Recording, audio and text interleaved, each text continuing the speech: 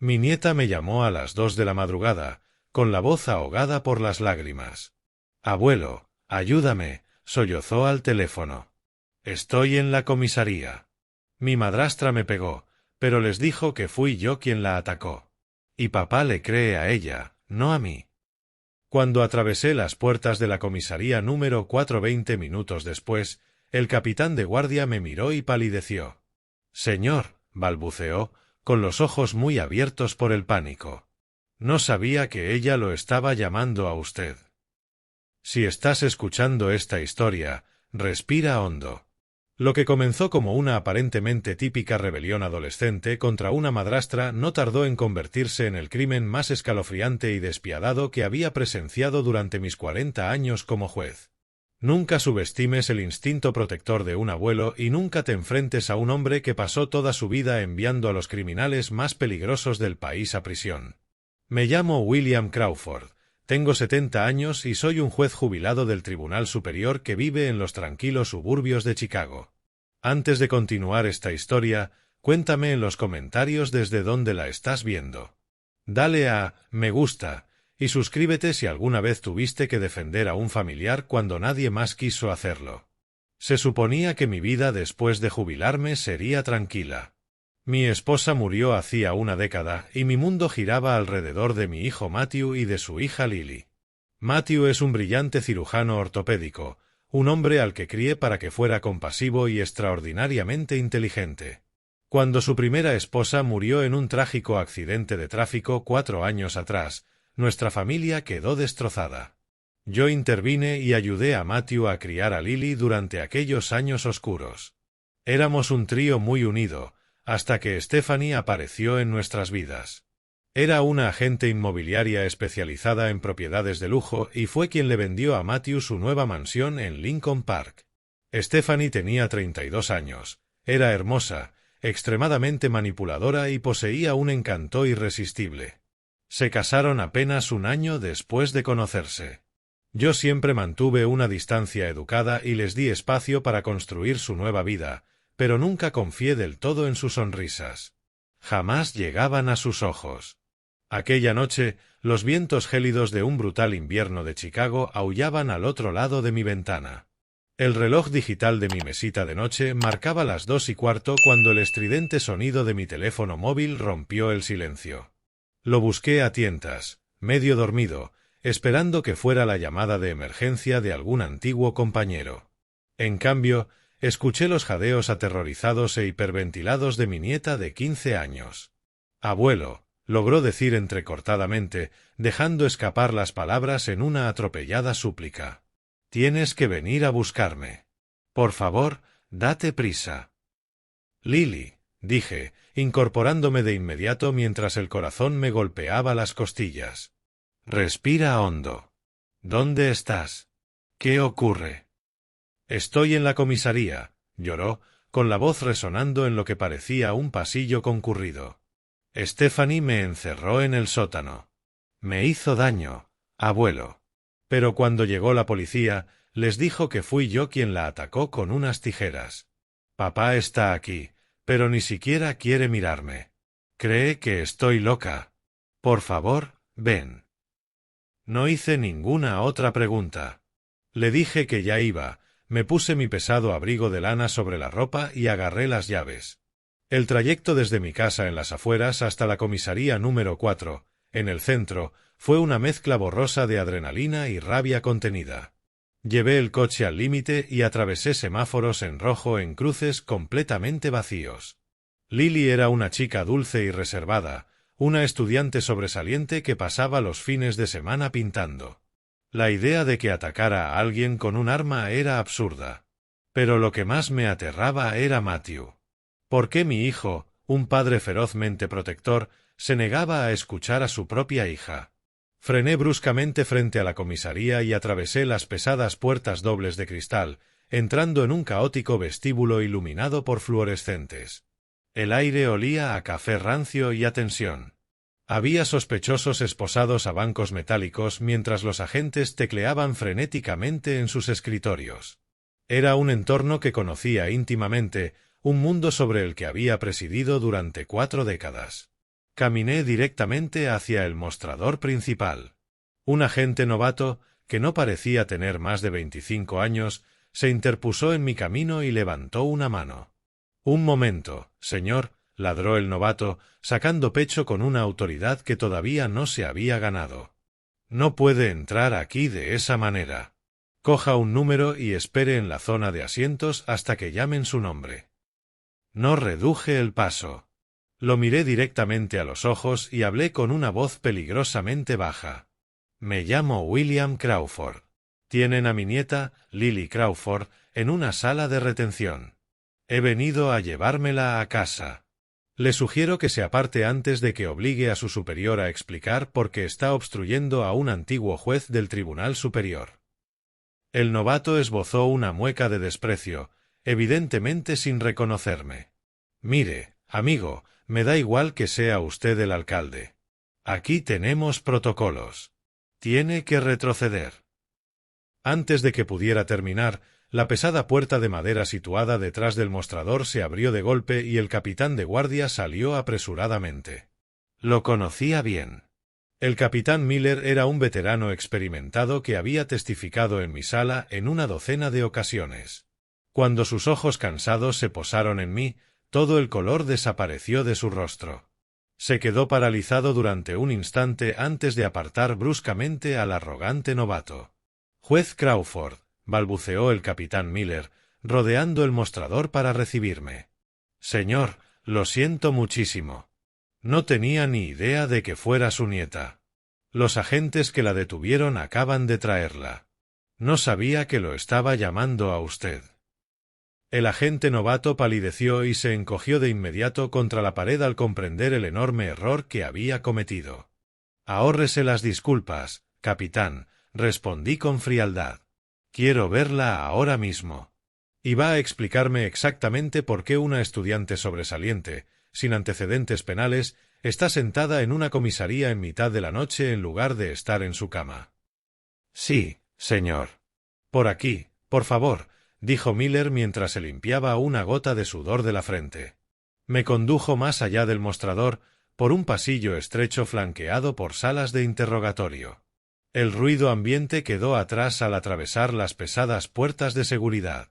Mientras caminábamos, el estómago se me revolvía por una horrible sensación de inquietud. El nerviosismo del capitán me indicaba que aquello era mucho peor que una simple disputa familiar. Nos detuvimos entre dos habitaciones contiguas con grandes ventanas de observación de espejo unidireccional. «Ella está en la sala 3, juez», susurró el capitán, señalando la puerta de la izquierda. «La madrastra y su hijo están en la sala 4». Giré la cabeza para mirar a través del grueso cristal y la escena que apareció ante mis ojos hizo que se me helara la sangre. Permanecí inmóvil en el oscuro y silencioso pasillo, intentando asimilar la absoluta pesadilla que se desarrollaba delante de mí. En aquel único y aterrador instante, observando las dos salas intensamente iluminadas, comprendí que un monstruo despiadado se había infiltrado en mi familia y que mi hijo estaba completamente bajo su peligrosa y tóxica influencia. Supe que tendría que destruirla por completo para salvarlos. La pesada puerta de acero de la sala de observación número 3 estaba helada bajo mi palma cuando entré en silencio en el estrecho espacio en penumbra. A través del grueso espejo unidireccional, las duras luces fluorescentes de la sala de interrogatorios proyectaban un resplandor pálido y enfermizo sobre todo lo que había dentro. Allí, completamente sola ante una mesa metálica llena de arañazos, estaba mi nieta de 15 años. Lily se había encogido sobre sí misma, con las rodillas pegadas al pecho, y temblaba violentamente a pesar de la gruesa manta policial de lana que alguien había colocado sobre sus delgados hombros. Parecía tan pequeña, tan aterradoramente frágil, en marcado contraste con la chica alegre y llena de vida que apenas unos meses atrás pintaba paisajes en mi jardín. Apoyé con fuerza una mano contra el frío cristal mientras una abrumadora oleada de dolor paternal y furia pura me oprimía el pecho. Tenía el labio inferior partido e hinchado, y una fina línea oscura de sangre seca le recorría lentamente la barbilla. Pero fueron sus delicadas muñecas las que hicieron que se me cortara dolorosamente la respiración. Cuando levantó una mano temblorosa para secarse una lágrima de la mejilla, La manta gris se deslizó y dejó al descubierto unos hematomas oscuros y violáceos que rodeaban por completo sus antebrazos. Eran marcas de dedos, claras e inconfundibles. Alguien la había agarrado con una fuerza brutal y aterradora. La repugnante presión de un depredador. Apreté la mandíbula con tanta fuerza que me dolieron las muelas. Yo había condenado a abusadores violentos a décadas de prisión de máxima seguridad por lesiones mucho menores. Ver aquellas marcas horribles sobre mi propia sangre encendió dentro de mí una rabia primitiva y casi cegadora. No deseaba nada más que derribar aquella puerta de acero, estrecharla con fuerza entre mis brazos y asegurarle que nadie volvería a ponerle una mano encima. Miraba fijamente la pared de hormigón, con los ojos completamente vaciados por el miedo y el agotamiento, despojada de la dulce inocencia que todavía poseía apenas unas horas antes. Necesité hasta la última gota de la contención judicial que había cultivado durante 40 años para no entrar directamente en la sala contigua y destrozarlo todo con mis propias manos. Me obligué a respirar despacio, a retroceder un paso y a apartar la atención de la víctima traumatizada para dirigirla hacia los despiadados culpables. Salí de la zona de observación de la sala 3 y avancé lentamente hacia la pesada puerta de la sala 4. Entré en la oscuridad del segundo espacio de observación, crucé los brazos con fuerza sobre el pecho y miré atentamente a través del grueso cristal. El contraste extremo entre ambas habitaciones era tan brutal y repugnante que se sintió como un golpe físico en el estómago. En aquella sala no había ninguna adolescente traumatizada y temblorosa. En cambio, sentada cómodamente en una silla de oficina acolchada, estaba Stephanie, interpretando una actuación dramática con la que fácilmente habría ganado una docena de premios Oscar. Se inclinaba elegantemente sobre la mesa y sollozaba con delicadeza sobre un pañuelo blanco impecable, mientras sus hombros se agitaban con un ritmo perfectamente calculado de falsa angustia. Mantenía el brazo izquierdo en alto como si estuviera gravemente fracturado y daba pequeños toques sobre un rasguño superficial, apenas visible, cerca del codo. Era el tipo de arañazo leve que uno podría hacerse al rozar casualmente un rosal. Sin embargo, lo sostenía como si se tratara de una herida mortal y sangrante. Cada pocos segundos se secaba los ojos completamente secos, espiaba cuidadosamente bajo sus pestañas perfectamente arregladas para asegurarse de que el detective de la comisaría la estaba observando, y acto seguido reanudaba su llanto teatral. Había pasado toda mi vida adulta sentado en el estrado, observando a mentirosos profesionales, estafadores experimentados y maestros de la manipulación actuar en el banquillo de los testigos. Conocía las señales sutiles de una emoción fingida, la ausencia total de lágrimas auténticas, la constante comprobación de las reacciones del público y la postura física exagerada de una supuesta víctima. Stephanie no era ninguna víctima. Era una depredadora muy hábil que ejecutaba a la perfección un guión cuidadosamente ensayado. La observé volver a secarse aquel patético rasguño mientras interpretaba sin esfuerzo el papel de una amorosa madrastra traumatizada, llevada al límite por una adolescente supuestamente violenta. Era repugnante presenciarlo. Estaba tejiendo activamente una compleja red de mentiras diseñada para destruir por completo a una niña de 15 años, y lo hacía con la gracia fría y natural de una auténtica psicópata. Sin embargo, la intensa rabia que sentía ante su actuación manipuladora se evaporó de inmediato y fue reemplazada por un horror profundo y paralizante cuando mis ojos se apartaron de ella y se posaron en el hombre que permanecía sentado a su lado. Era mi propio hijo, Matthew. Tuve que parpadear con fuerza y acercarme un paso tembloroso al cristal, porque mi mente se negaba a aceptar la imagen que tenía delante. Aquel no podía ser mi hijo fuerte y brillante. Matthew era un cirujano ortopédico prestigioso y muy solicitado. Era un hombre vigoroso que corría maratones los fines de semana y que podía operar durante 14 horas seguidas con manos firmes y una concentración mental extraordinaria. El hombre destrozado que estaba sentado junto a Stephanie parecía un cadáver ambulante. Permanecía encorvado hacia adelante en una barata silla de plástico, con la columna arqueada como la de un anciano agotado que cargara un peso insoportable sobre la espalda. Su piel, normalmente llena de color y salud, tenía ahora un aterrador tono gris ceniciento y estaba tirante sobre sus prominentes pómulos. Profundas ojeras violáceas hundían el espacio bajo sus ojos, haciéndolos parecer completamente vacíos y sin vida. Miraba fijamente el sucio suelo de linóleo, con la mandíbula ligeramente caída, sin rastro del intelecto brillante ni de la energía vibrante que siempre lo habían definido. Cuando Stephanie dejó escapar un sollozo falso especialmente fuerte, Matthew se sobresaltó, pero su reacción fue tardía y terriblemente lenta.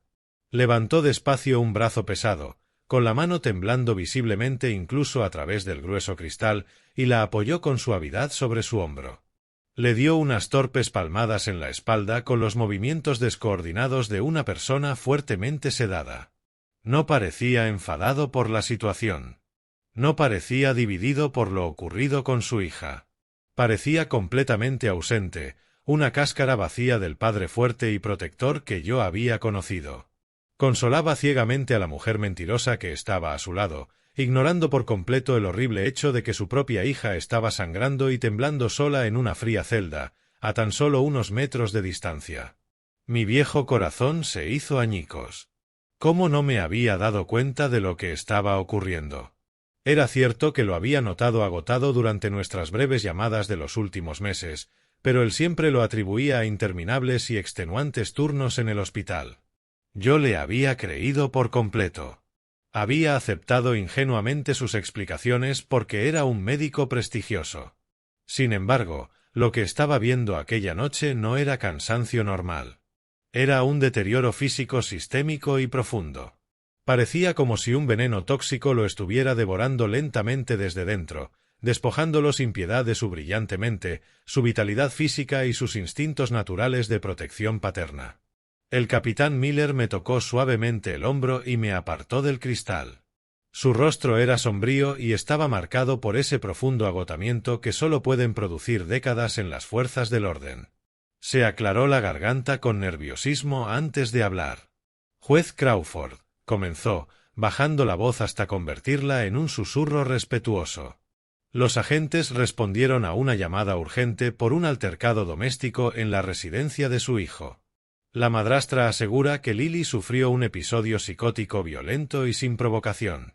Afirma que Lily amenazó con matarla y la atacó de forma agresiva. El cargo que están tramitando en este momento es agresión agravada con arma peligrosa contra un miembro de la familia. El arma en cuestión es un par de pesadas tijeras de jardinería.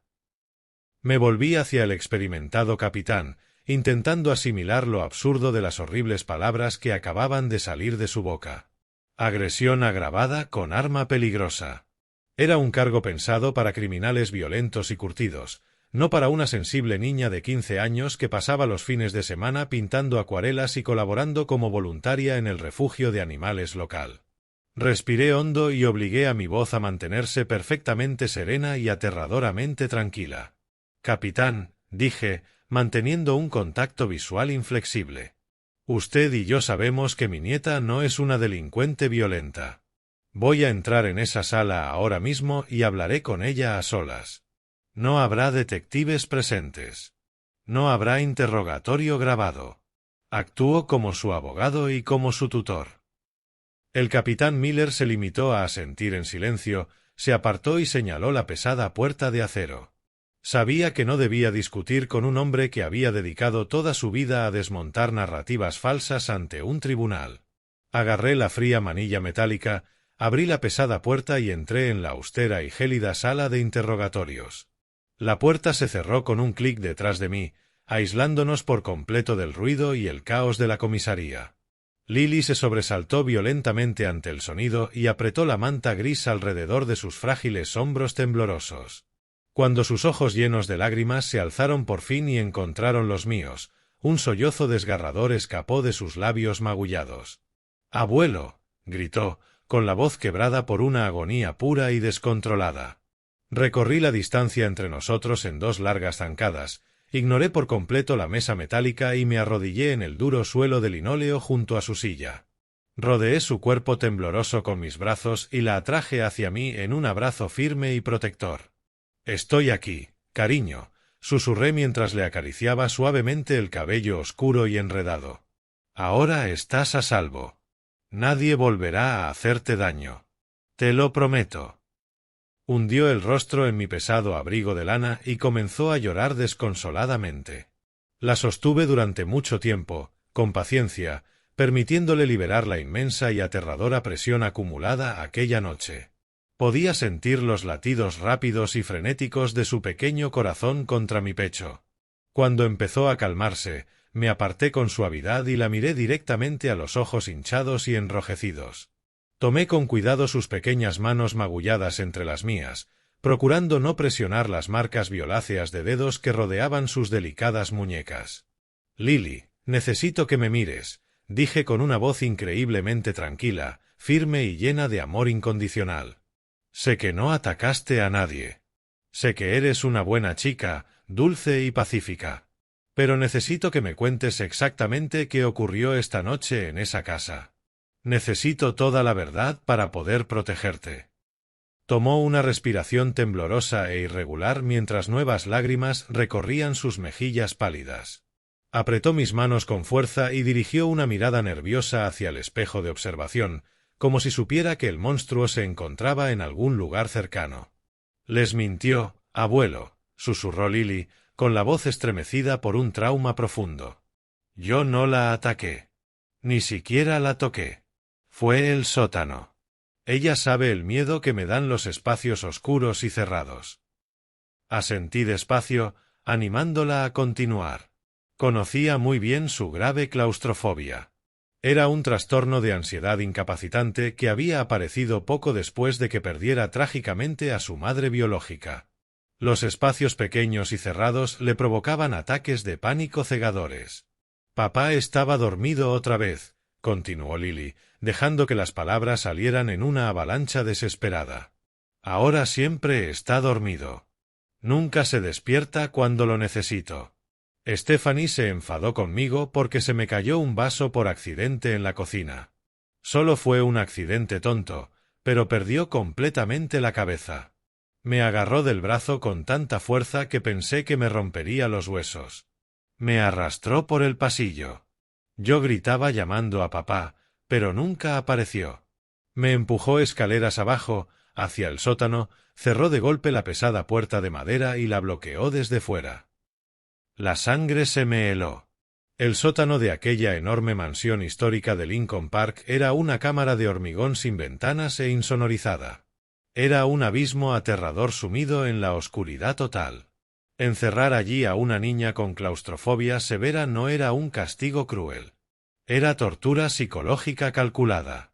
«Estaba muy oscuro, abuelo», sollozó, y todo su cuerpo volvió a temblar ante el recuerdo. No podía ver ni mis propias manos. No podía respirar. Sentía que las paredes se cerraban sobre mí y me aplastaban. Golpeaba la puerta y le suplicaba que me dejara salir.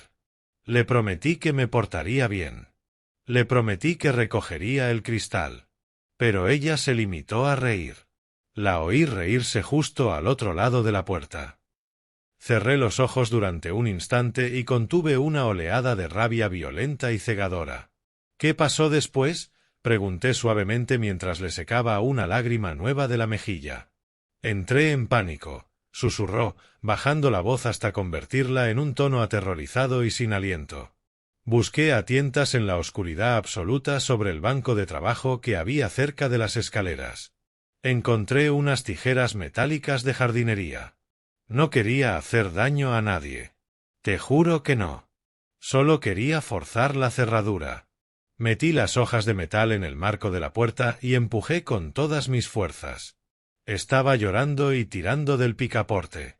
Entonces, de pronto, ella abrió la puerta. La intensa luz del pasillo me cegó. Tropecé hacia adelante y todavía sostenía las tijeras porque me temblaban tanto las manos que no podía soltarlas. Stephanie ni siquiera parecía asustada. Se limitó a quedarse allí, con una horrible sonrisa malvada. Miró las tijeras y después me miró directamente a los ojos. Entonces levantó una mano, se agarró su propio brazo y arrastró sus uñas afiladas por la piel hasta hacerse sangre. Después se dejó caer al suelo y empezó a gritar pidiendo ayuda. Llamó a la policía y les dijo que yo había intentado asesinarla. La malicia calculada de sus acciones me dejó completamente atónito. Había preparado toda aquella pesadilla para incriminar y destruir a una indefensa niña de 15 años, sin una sola pizca de empatía humana ni de culpabilidad. Dejé a Lily envuelta de forma segura en la manta gris, prometiéndole que regresaría enseguida. Ordené al capitán que colocara a un agente ante su puerta y dirigí mi atención a la sala contigua. El corazón me golpeaba con una rabia fría y calculada mientras abría la pesada puerta. La atmósfera estaba cargada con el olor asfixiante de café rancio y perfume barato. Matthew ni siquiera levantó la cabeza cuando la puerta se cerró de golpe. Continuó encorvado en la silla de plástico, mirando fijamente el suelo, con una respiración superficial y extremadamente trabajosa. Stephanie, sin embargo, reaccionó al instante. Cuando me vio entrar en la luz, cambió por completo de postura. Abandonó el papel de víctima silenciosa que había observado antes y adoptó de inmediato el de una madre atormentada y desesperadamente cariñosa que buscaba consuelo. «¡Oh, William!», exclamó, quebrando la voz con un dolor perfectamente modulado. Se levantó y se precipitó hacia mí, dispuesta a desplomarse entre mis brazos. Me limité a alzar una mano, formando una barrera silenciosa que la detuvo en seco. Parpadeó, confundida por mi fría recepción, pero se recuperó enseguida. Sostuvo con cuidado su brazo izquierdo para mostrar el rasguño superficial cercano al codo.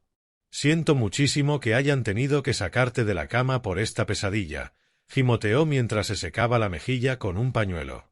«Intentamos manejar esto en privado, pero esta noche Lily cruzó una línea que ya no podíamos tolerar.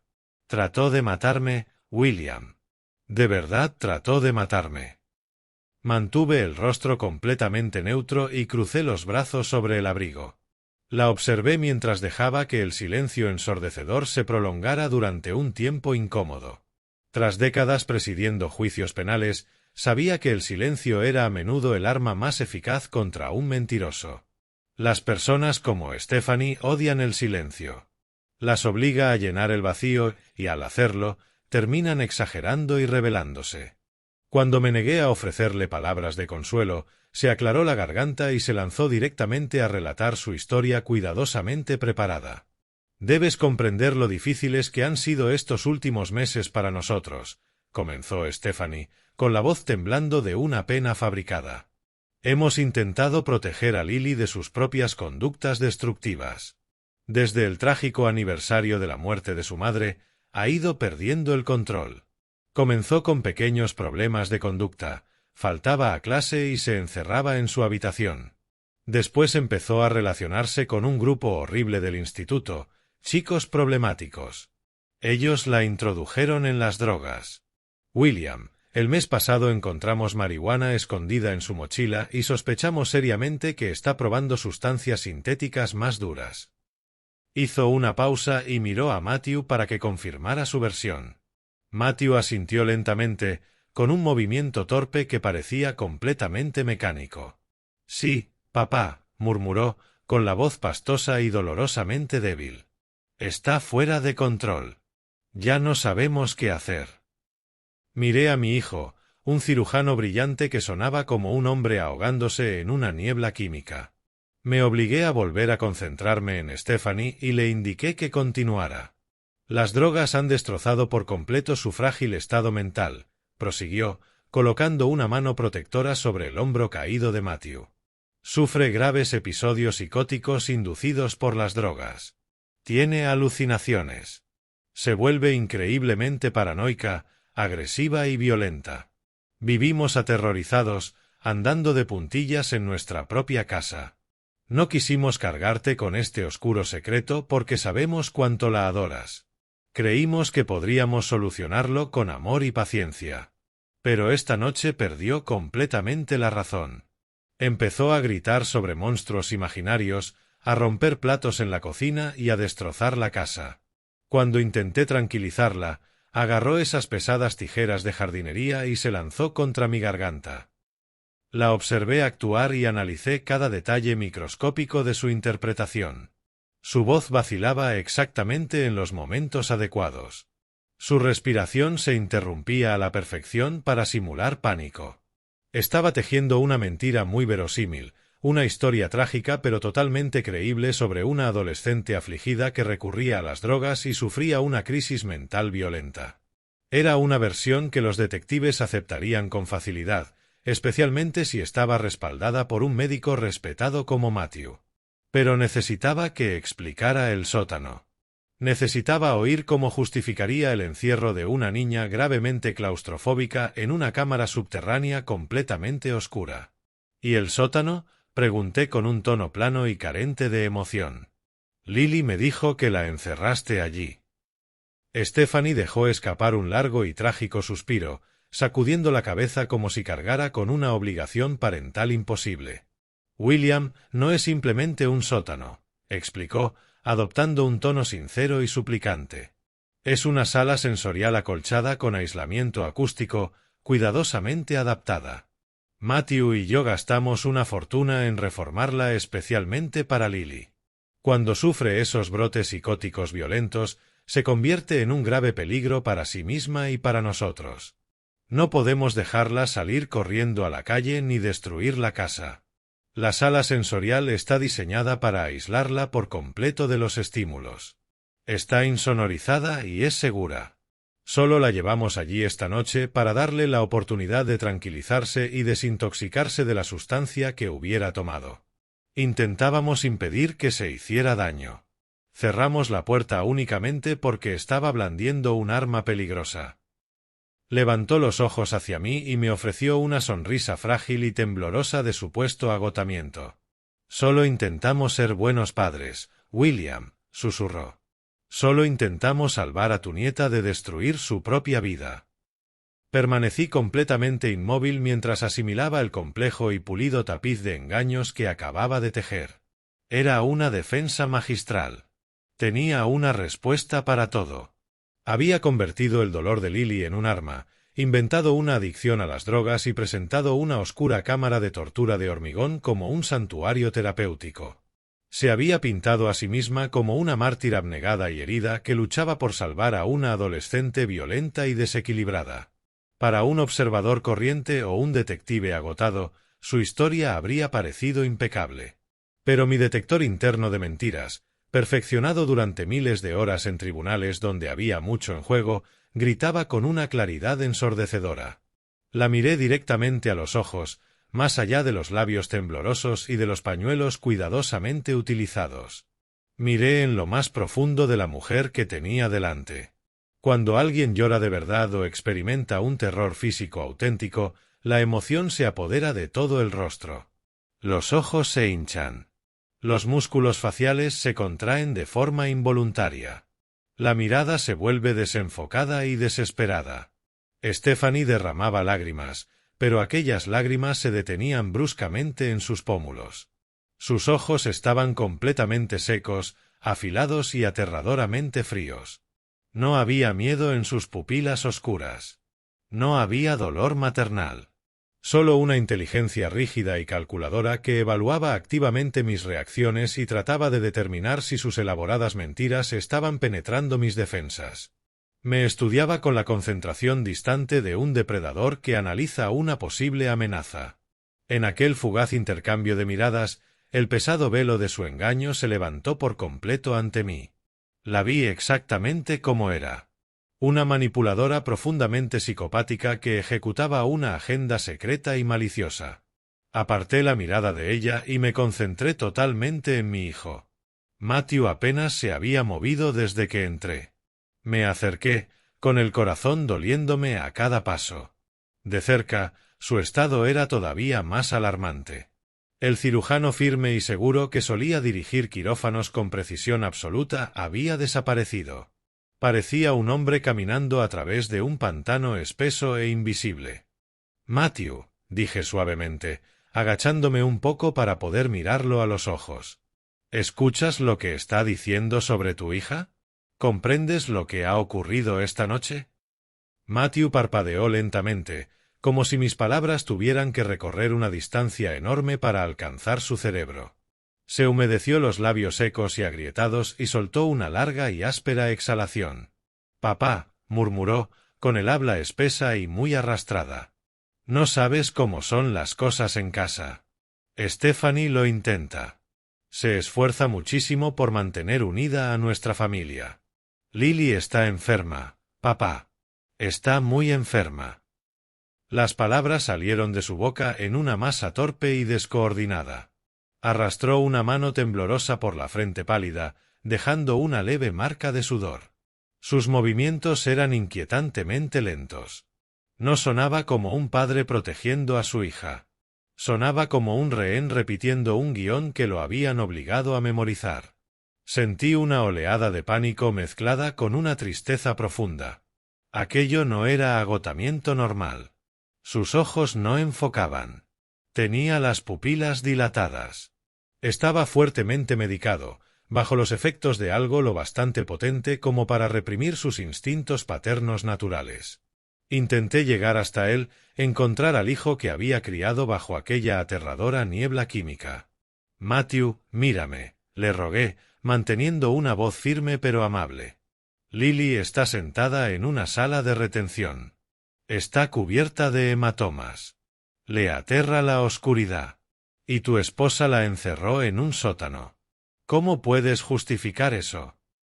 Negó con la cabeza con un gesto débil y patético de rendición. «No lo entiendes», arrastró las palabras mientras se apoyaba pesadamente en la mesa metálica. «Tuvimos que contenerla. Era un peligro para sí misma. Stephanie solo intentaba protegernos». Stephanie avanzó y apoyó una mano suave y posesiva sobre su hombro encorvado. «¿Lo ves, William?», susurró con una voz cargada de falsa tristeza. «Estamos completamente agotados. Ya no nos quedan opciones. No podemos seguir controlando sus estallidos violentos». Matthew asintió lentamente, respaldando su mentira. «Hemos tomado una decisión, papá», murmuró mientras sus pesados párpados descendían y luchaba por mantenerse despierto. «Me rompe el corazón, pero es por su propio bien. El lunes presentaremos los documentos. Vamos a ingresar a Lily en un centro psiquiátrico de larga estancia para adolescentes, en las afueras. Allí tienen los recursos necesarios para tratar su adicción y su psicosis violenta. Necesita tratamiento profesional como paciente interna. Ya no podemos tenerla en casa». Las palabras me golpearon como un puñetazo en el pecho. Un centro psiquiátrico de larga estancia. Planeaban encerrar a una niña de 15 años perfectamente cuerda y afligida en una institución mental. La idea resultaba completamente insoportable. Una vez que una menor queda internada contra su voluntad bajo semejantes acusaciones, sacarla se convierte en una pesadilla legal gigantesca y dolorosa. La llenarían de auténticos medicamentos antipsicóticos. Destruirían su futuro, su mente y su espíritu. Y pensaban hacerlo en menos de 48 horas. Miré a Matthew buscando algún rastro de vacilación, pero no lo había. Estaba completamente desconectado de la horrible realidad de sus propias palabras. Creía de verdad que estaba haciendo lo correcto, porque su mente estaba totalmente deformada por la sustancia que estaba envenenando su organismo. Comprendí entonces que discutir con él era inútil. Tenía que cambiar de táctica de inmediato. Debía sacar a Lily de sus manos aquella misma noche, antes de que terminara el fin de semana y pudieran presentar los documentos irreversibles el lunes por la mañana. Me incorporé y me ajusté el abrigo sobre los hombros. Reuní toda la autoridad que había ejercido durante 4 décadas en el estrado judicial. El momento de suplicar emocionalmente había terminado. Ahora actuaba estrictamente como juez y como un abuelo ferozmente protector. «Escuchadme con mucha atención», dije, bajando la voz hasta un tono frío y resonante que impuso un silencio absoluto en la pequeña sala. «Esta noche me llevaré a Lily a mi casa. Permanecerá conmigo durante todo el fin de semana para rebajar por completo la tensión de esta situación». Matthew parpadeó, confuso, pero no tenía energía para protestar. Stephanie, en cambio, se puso rígida al instante. «William, no creo que sea una buena idea», respondió con suavidad. «Es muy inestable. ¿Qué ocurrirá si te ataca mientras duermes? Necesita vigilancia estricta». «Estará bajo la estricta vigilancia de un antiguo juez del Tribunal Superior», repliqué, sosteniendo su mirada con intensidad. Dadas las declaraciones contradictorias y la ausencia de pruebas sustanciales sobre el supuesto ataque, la policía la pondrá bajo mi custodia temporal. Esta noche no se presentarán cargos. Se viene conmigo, y no es una petición. Es un hecho innegociable. Vi cómo Stephanie realizaba rápidamente sus cálculos mentales. Comprendió que enfrentarse a un juez retirado dentro de una comisaría llena de agentes que lo respetaban era una batalla perdida. Necesitaba conservar su fachada de madre cariñosa y desbordada. Su postura se relajó inmediatamente. Dejó escapar un dramático suspiro de alivio. «Oh, William, gracias», exhaló con una falsa gratitud. «Matthew y yo necesitamos desesperadamente unos días de tranquilidad para recuperarnos de esta pesadilla. Si crees que puedes manejarla con seguridad, te lo agradeceremos muchísimo. Llévatela durante el fin de semana. Deja que las cosas se calmen. Solo queremos lo mejor para nuestra familia». Me limité a asentir una vez y permanecí en silencio. Les di la espalda, agarré la manilla metálica y abrí la puerta para salir de la sala de interrogatorios e ir a buscar a mi nieta. Pero, al hacerlo, mi mirada captó el reflejo del grueso espejo unidireccional colocado en la pared. La iluminación producía un reflejo nítido sobre el oscuro cristal. Me detuve durante un segundo, apoyándome con fuerza en el marco, y observé el reflejo de la mujer que estaba detrás de mí. Lo que vi en aquel breve y aterrador instante me perseguirá durante el resto de mi vida. En cuanto le di la espalda, la madrastra trágica y llorosa desapareció por completo. Sus manos dejaron de sostener el supuesto brazo herido. Las lágrimas falsas cesaron de inmediato y en su rostro apareció una expresión de malicia tan pura e intensa que me heló hasta la médula. Miraba la parte posterior de mi cabeza con una sonrisa psicopática, muerta y victoriosa. Creía que había mordido el anzuelo, que estaba sacando de la casa a la problemática adolescente justo a tiempo para que ella pudiera ejecutar la fase final y mortal de su gran plan. El trayecto de regreso a mi casa, en los tranquilos suburbios, estuvo envuelto en un silencio pesado y tenso. Lily permaneció acurrucada en el asiento del acompañante, mirando fijamente por la ventanilla las luces de las calles. La observaba de reojo y analizaba su estado físico con la objetividad de un hombre que había pasado décadas estudiando a drogodependientes. Según Stephanie, mi nieta estaba atravesando una grave adicción y una psicosis violenta. Sin embargo, conforme pasaban los minutos, no vi absolutamente ninguna señal de abstinencia química. No había temblores, sudoración maníaca, espasmos erráticos ni delirios paranoicos. Solo existía el agotamiento profundo de una adolescente llevada más allá de su límite. Cuando finalmente entramos en mi camino de acceso, el reloj digital del salpicadero marcaba las 4 de la madrugada. La acompañé dentro y encendí las luces cálidas y suaves del pasillo para ahuyentar la oscuridad gélida. Le dije que estaba a salvo, que mi casa era una fortaleza y que nadie volvería a arrebatármela. Me ofreció un pequeño y frágil asentimiento mientras se rodeaba la cintura con los brazos y subíamos despacio por las escaleras de madera hacia la habitación de invitados. Retiré las mantas y le llevé ropa limpia y cómoda. «Necesitas dormir, cariño», dije suavemente. «Estaré al final del pasillo por si necesitas cualquier cosa». Salí al corredor, apoyé una mano sobre el pomo de latón y comencé a cerrar lentamente la pesada puerta de madera para darle intimidad. En el instante en que la puerta empezó a cerrarse y la franja de luz del pasillo se hizo más estrecha, un grito súbito y aterrador atravesó el silencio de la casa. Lily se lanzó hacia adelante y golpeó violentamente la madera con las manos para impedir que se cerrara. «Por favor», jadeó mientras retrocedía, con el pecho subiendo y bajando y los ojos desorbitados por un pánico puro. «Por favor, no la cierres. No me encierres. No puedo respirar en la oscuridad». Me quedé paralizado y regresé de inmediato a la habitación, dejando la puerta completamente abierta. La vi desplomarse sobre el borde del colchón mientras se sujetaba el pecho y trataba de respirar. Aquella no era la reacción de una adolescente rebelde haciendo una rabieta. Era una manifestación grave e incapacitante de claustrofobia clínica. Stephanie había afirmado con seguridad que el sótano era una sala sensorial acolchada diseñada para tranquilizar a mi nieta. Pero ver a Lily hiperventilar por el simple movimiento de una puerta de dormitorio destruyó por completo aquella repugnante mentira.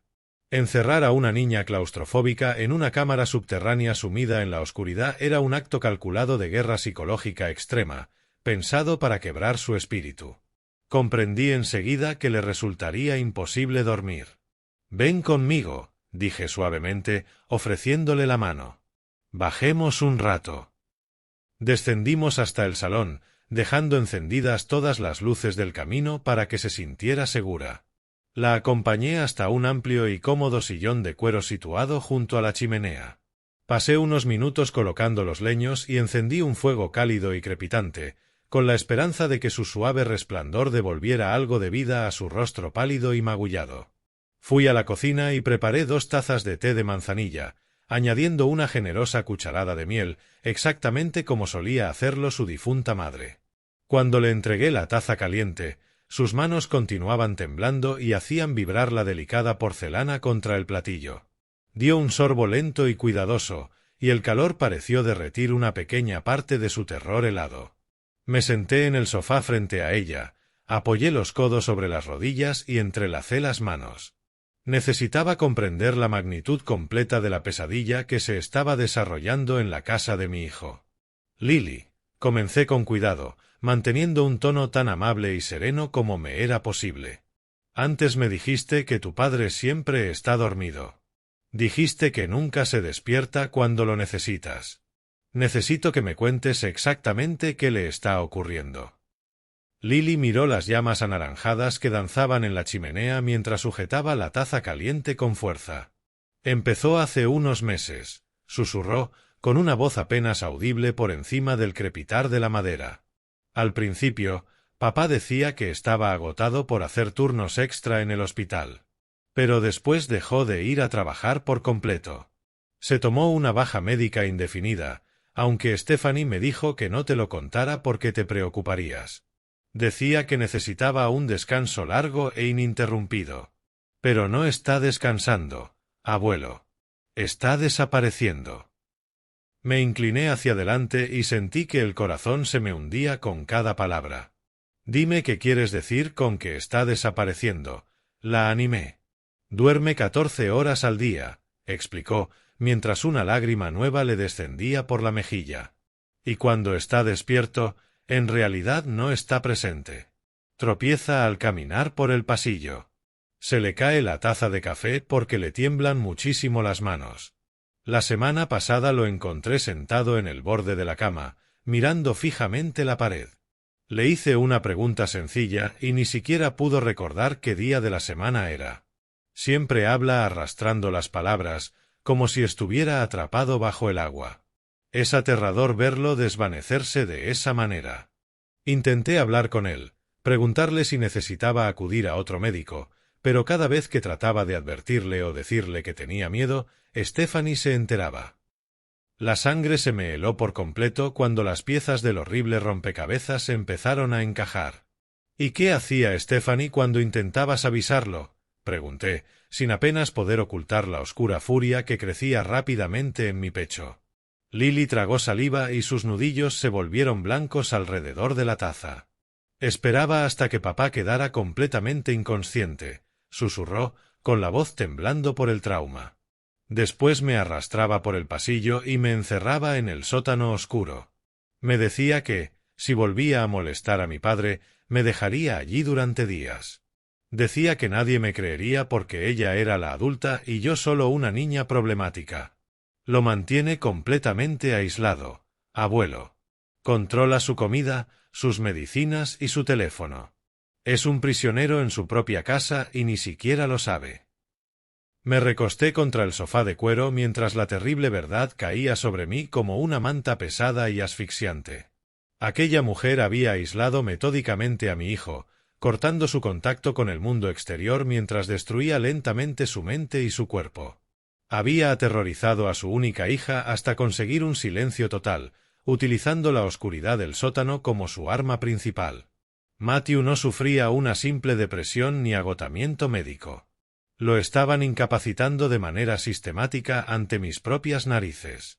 Y sabía, con la certeza de un hombre que había mirado a los ojos de la maldad pura durante 40 años, que lo que estaba destruyendo a mi hijo no era una enfermedad natural. Era un veneno letal administrado de forma calculada. Y yo iba a descubrir exactamente cuál era.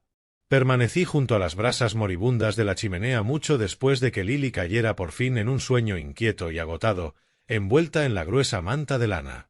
La luz de la mañana empezó a filtrarse por las ventanas cubiertas de escarcha del salón y proyectó sombras largas y afiladas sobre las tablas del suelo. Mi mente, entrenada durante décadas para diseccionar motivos criminales complejos, repasaba a toda velocidad los aterradores síntomas que mi nieta acababa de describir. Matthew era un brillante cirujano ortopédico con certificación profesional. Poseía un conocimiento enciclopédico de la anatomía humana y de la química. Un hombre con su formación médica no se habría dejado consumir por un cansancio misterioso e incapacitante sin buscar agresivamente distintas opiniones expertas. Se habría realizado todos los análisis de sangre, todas las pruebas de imagen y habría consultado a las mentes más brillantes de su especialidad. Habría combatido la enfermedad con todos los recursos médicos disponibles. La única razón lógica por la que un médico de su extraordinario nivel aceptaría consumirse en un dormitorio oscuro, desconectado por completo de la realidad, era que sus funciones cognitivas estuvieran siendo reprimidas sistemática e intencionadamente. Lo mantenían en un estado altamente controlado de sumisión química.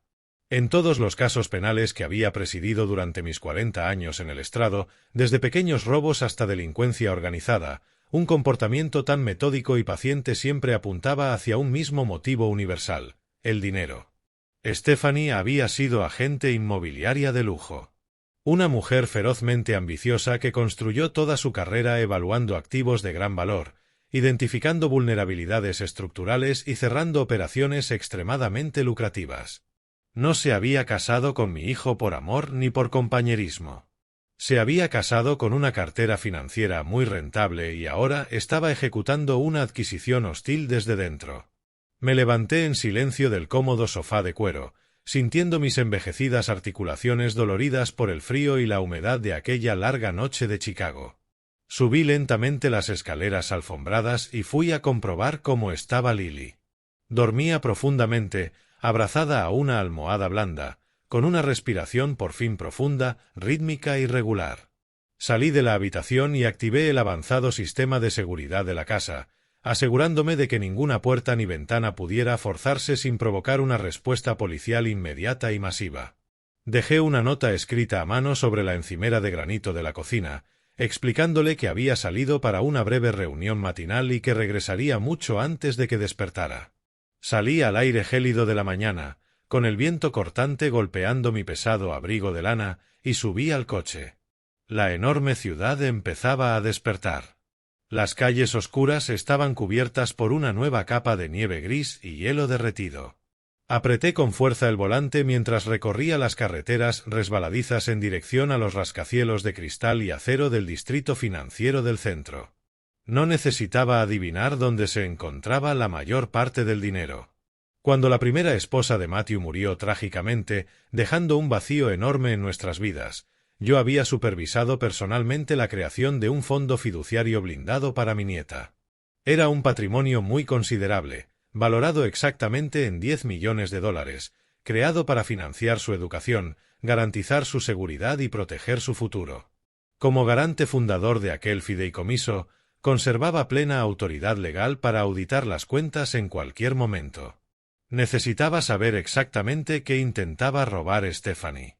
Entré directamente en el aparcamiento subterráneo privado y fuertemente vigilado de una exclusiva firma de gestión patrimonial situada en la planta 42 de un prominente rascacielos del centro. Durante mi extensa etapa como juez del Tribunal Superior, había cultivado relaciones profundas y duraderas con algunas de las personas más poderosas e influyentes de la ciudad. Una de ellas era Edward Lancaster, vicepresidente ejecutivo senior de aquella institución financiera. Edward era un hombre meticuloso y ferozmente leal que valoraba la discreción absoluta y la integridad profesional por encima de todo. Lo había llamado a su línea privada cifrada mientras conducía, despertándolo mucho antes del amanecer y exigiendo una reunión clandestina antes de que el banco abriera oficialmente sus pesadas puertas de cristal. Cuando las puertas pulidas de caoba del ascensor se abrieron en silencio, Edward ya estaba esperando en el vestíbulo de mármol tenuemente iluminado. Vestía un traje oscuro perfectamente confeccionado y su rostro mostraba una preocupación profunda y contenida. Sabía perfectamente que jamás exigiría una reunión secreta a las 6 de la mañana a menos que se tratara de una cuestión de vida o muerte. Me estrechó la mano con firmeza y me condujo por un pasillo largo y silencioso hasta una sala de conferencias insonorizada y altamente segura. No había asistentes para recibirnos. No se ofreció ningún servicio de café. Nos sentamos frente a frente a una pesada mesa de roble, con el espectacular horizonte de Chicago visible tras los enormes ventanales que se extendían del suelo al techo. Edward no pronunció ninguna cortesía vacía ni intentó mantener una conversación casual. Se limitó a abrir una gruesa carpeta de cuero, sacar una tableta cifrada y esperar mis instrucciones. «Necesito que abras el registro principal del fondo fiduciario de Lily», dije con voz baja y firme. «Quiero ver cada transacción, cada solicitud administrativa formal y cada rastro digital vinculado a esa cuenta durante los últimos 6 meses». Edward introdujo una serie de códigos de seguridad y sus ojos recorrieron los datos cifrados mientras llenaban rápidamente la pantalla. Observé atentamente su expresión en busca de cualquier indicio de problemas. Como ejecutivo financiero experimentado, estaba entrenado para permanecer completamente impasible, pero vi una leve vacilación en sus rasgos disciplinados. Giró lentamente la pantalla hacia mí y deslizó la pesada tableta por la mesa pulida. «William», comenzó con un tono extraordinariamente prudente, bajo y medido. «Como garante fundador, tienes pleno derecho legal a ver esta información. Sin embargo, debes saber que durante las últimas 3 semanas se ha producido una actividad administrativa muy inusual y sin precedentes relacionada con esta cuenta». El corazón me golpeó con violencia las costillas. «¿Quién inició esa actividad?», pregunté mientras me inclinaba hacia adelante y me ponía las gafas para examinar las complejas hojas de cálculo. Edward tocó una línea concreta resaltada en la pantalla. «Las solicitudes fueron presentadas oficialmente con la firma digital legal de tu hijo, Matthew», explicó en voz baja. «Pero las comunicaciones relacionadas, los interminables correos electrónicos, las llamadas grabadas y los insistentes seguimientos ante nuestro departamento jurídico fueron gestionados exclusivamente por su esposa, Stephanie. Ha estado preparando de forma sistemática el terreno legal para eludir las estrictas restricciones de retirada». Miré fijamente el registro digital y mis ojos se detuvieron sobre una solicitud administrativa especialmente alarmante presentada apenas 2 días antes. Era una petición legal formal diseñada para reestructurar los mecanismos de protección de la herencia de mi nieta. Stephanie no estaba limitándose a tantear el terreno. Se preparaba para vaciar por completo la cámara acorazada y robar todo lo que pertenecía legítimamente a mi nieta. Toqué la pantalla y amplié el archivo cifrado para leer la letra pequeña. Edward permaneció en silencio frente a mí, con las manos pulcramente cruzadas sobre la mesa de roble, permitiéndome asimilar la magnitud de la traición escondida en aquellas páginas digitales. La petición solicitaba transferir la administración exclusiva e indiscutida del patrimonio de $10 millones directamente a mi hijo. En circunstancias normales, el fideicomiso era inexpugnable y estaba diseñado para permanecer inaccesible hasta que Lily cumpliera 25 años, garantizando que su educación y su futuro quedaran aislados de cualquier presión financiera externa. Sin embargo, los documentos legales de esa naturaleza siempre contienen cláusulas de emergencia. Mi difunta nuera había insistido en incluir una disposición para emergencias médicas. Si Lily sufría alguna vez una crisis sanitaria catastrófica o necesitaba atención institucional permanente, su tutor principal podía solicitar la eliminación de las restricciones de edad para cubrir los abrumadores gastos médicos. Stephanie había descubierto aquel resquicio oculto entre las complejas cláusulas. Había examinado el denso lenguaje jurídico del fideicomiso y extraído la única herramienta que necesitaba para eludir mi autoridad como garante fundador. La justificación escrita en el formulario digital me heló la sangre. Describía a Lily como una paciente con psicosis violenta grave e intratable y solicitaba acceso urgente a los fondos para financiar su inminente internamiento psiquiátrico permanente.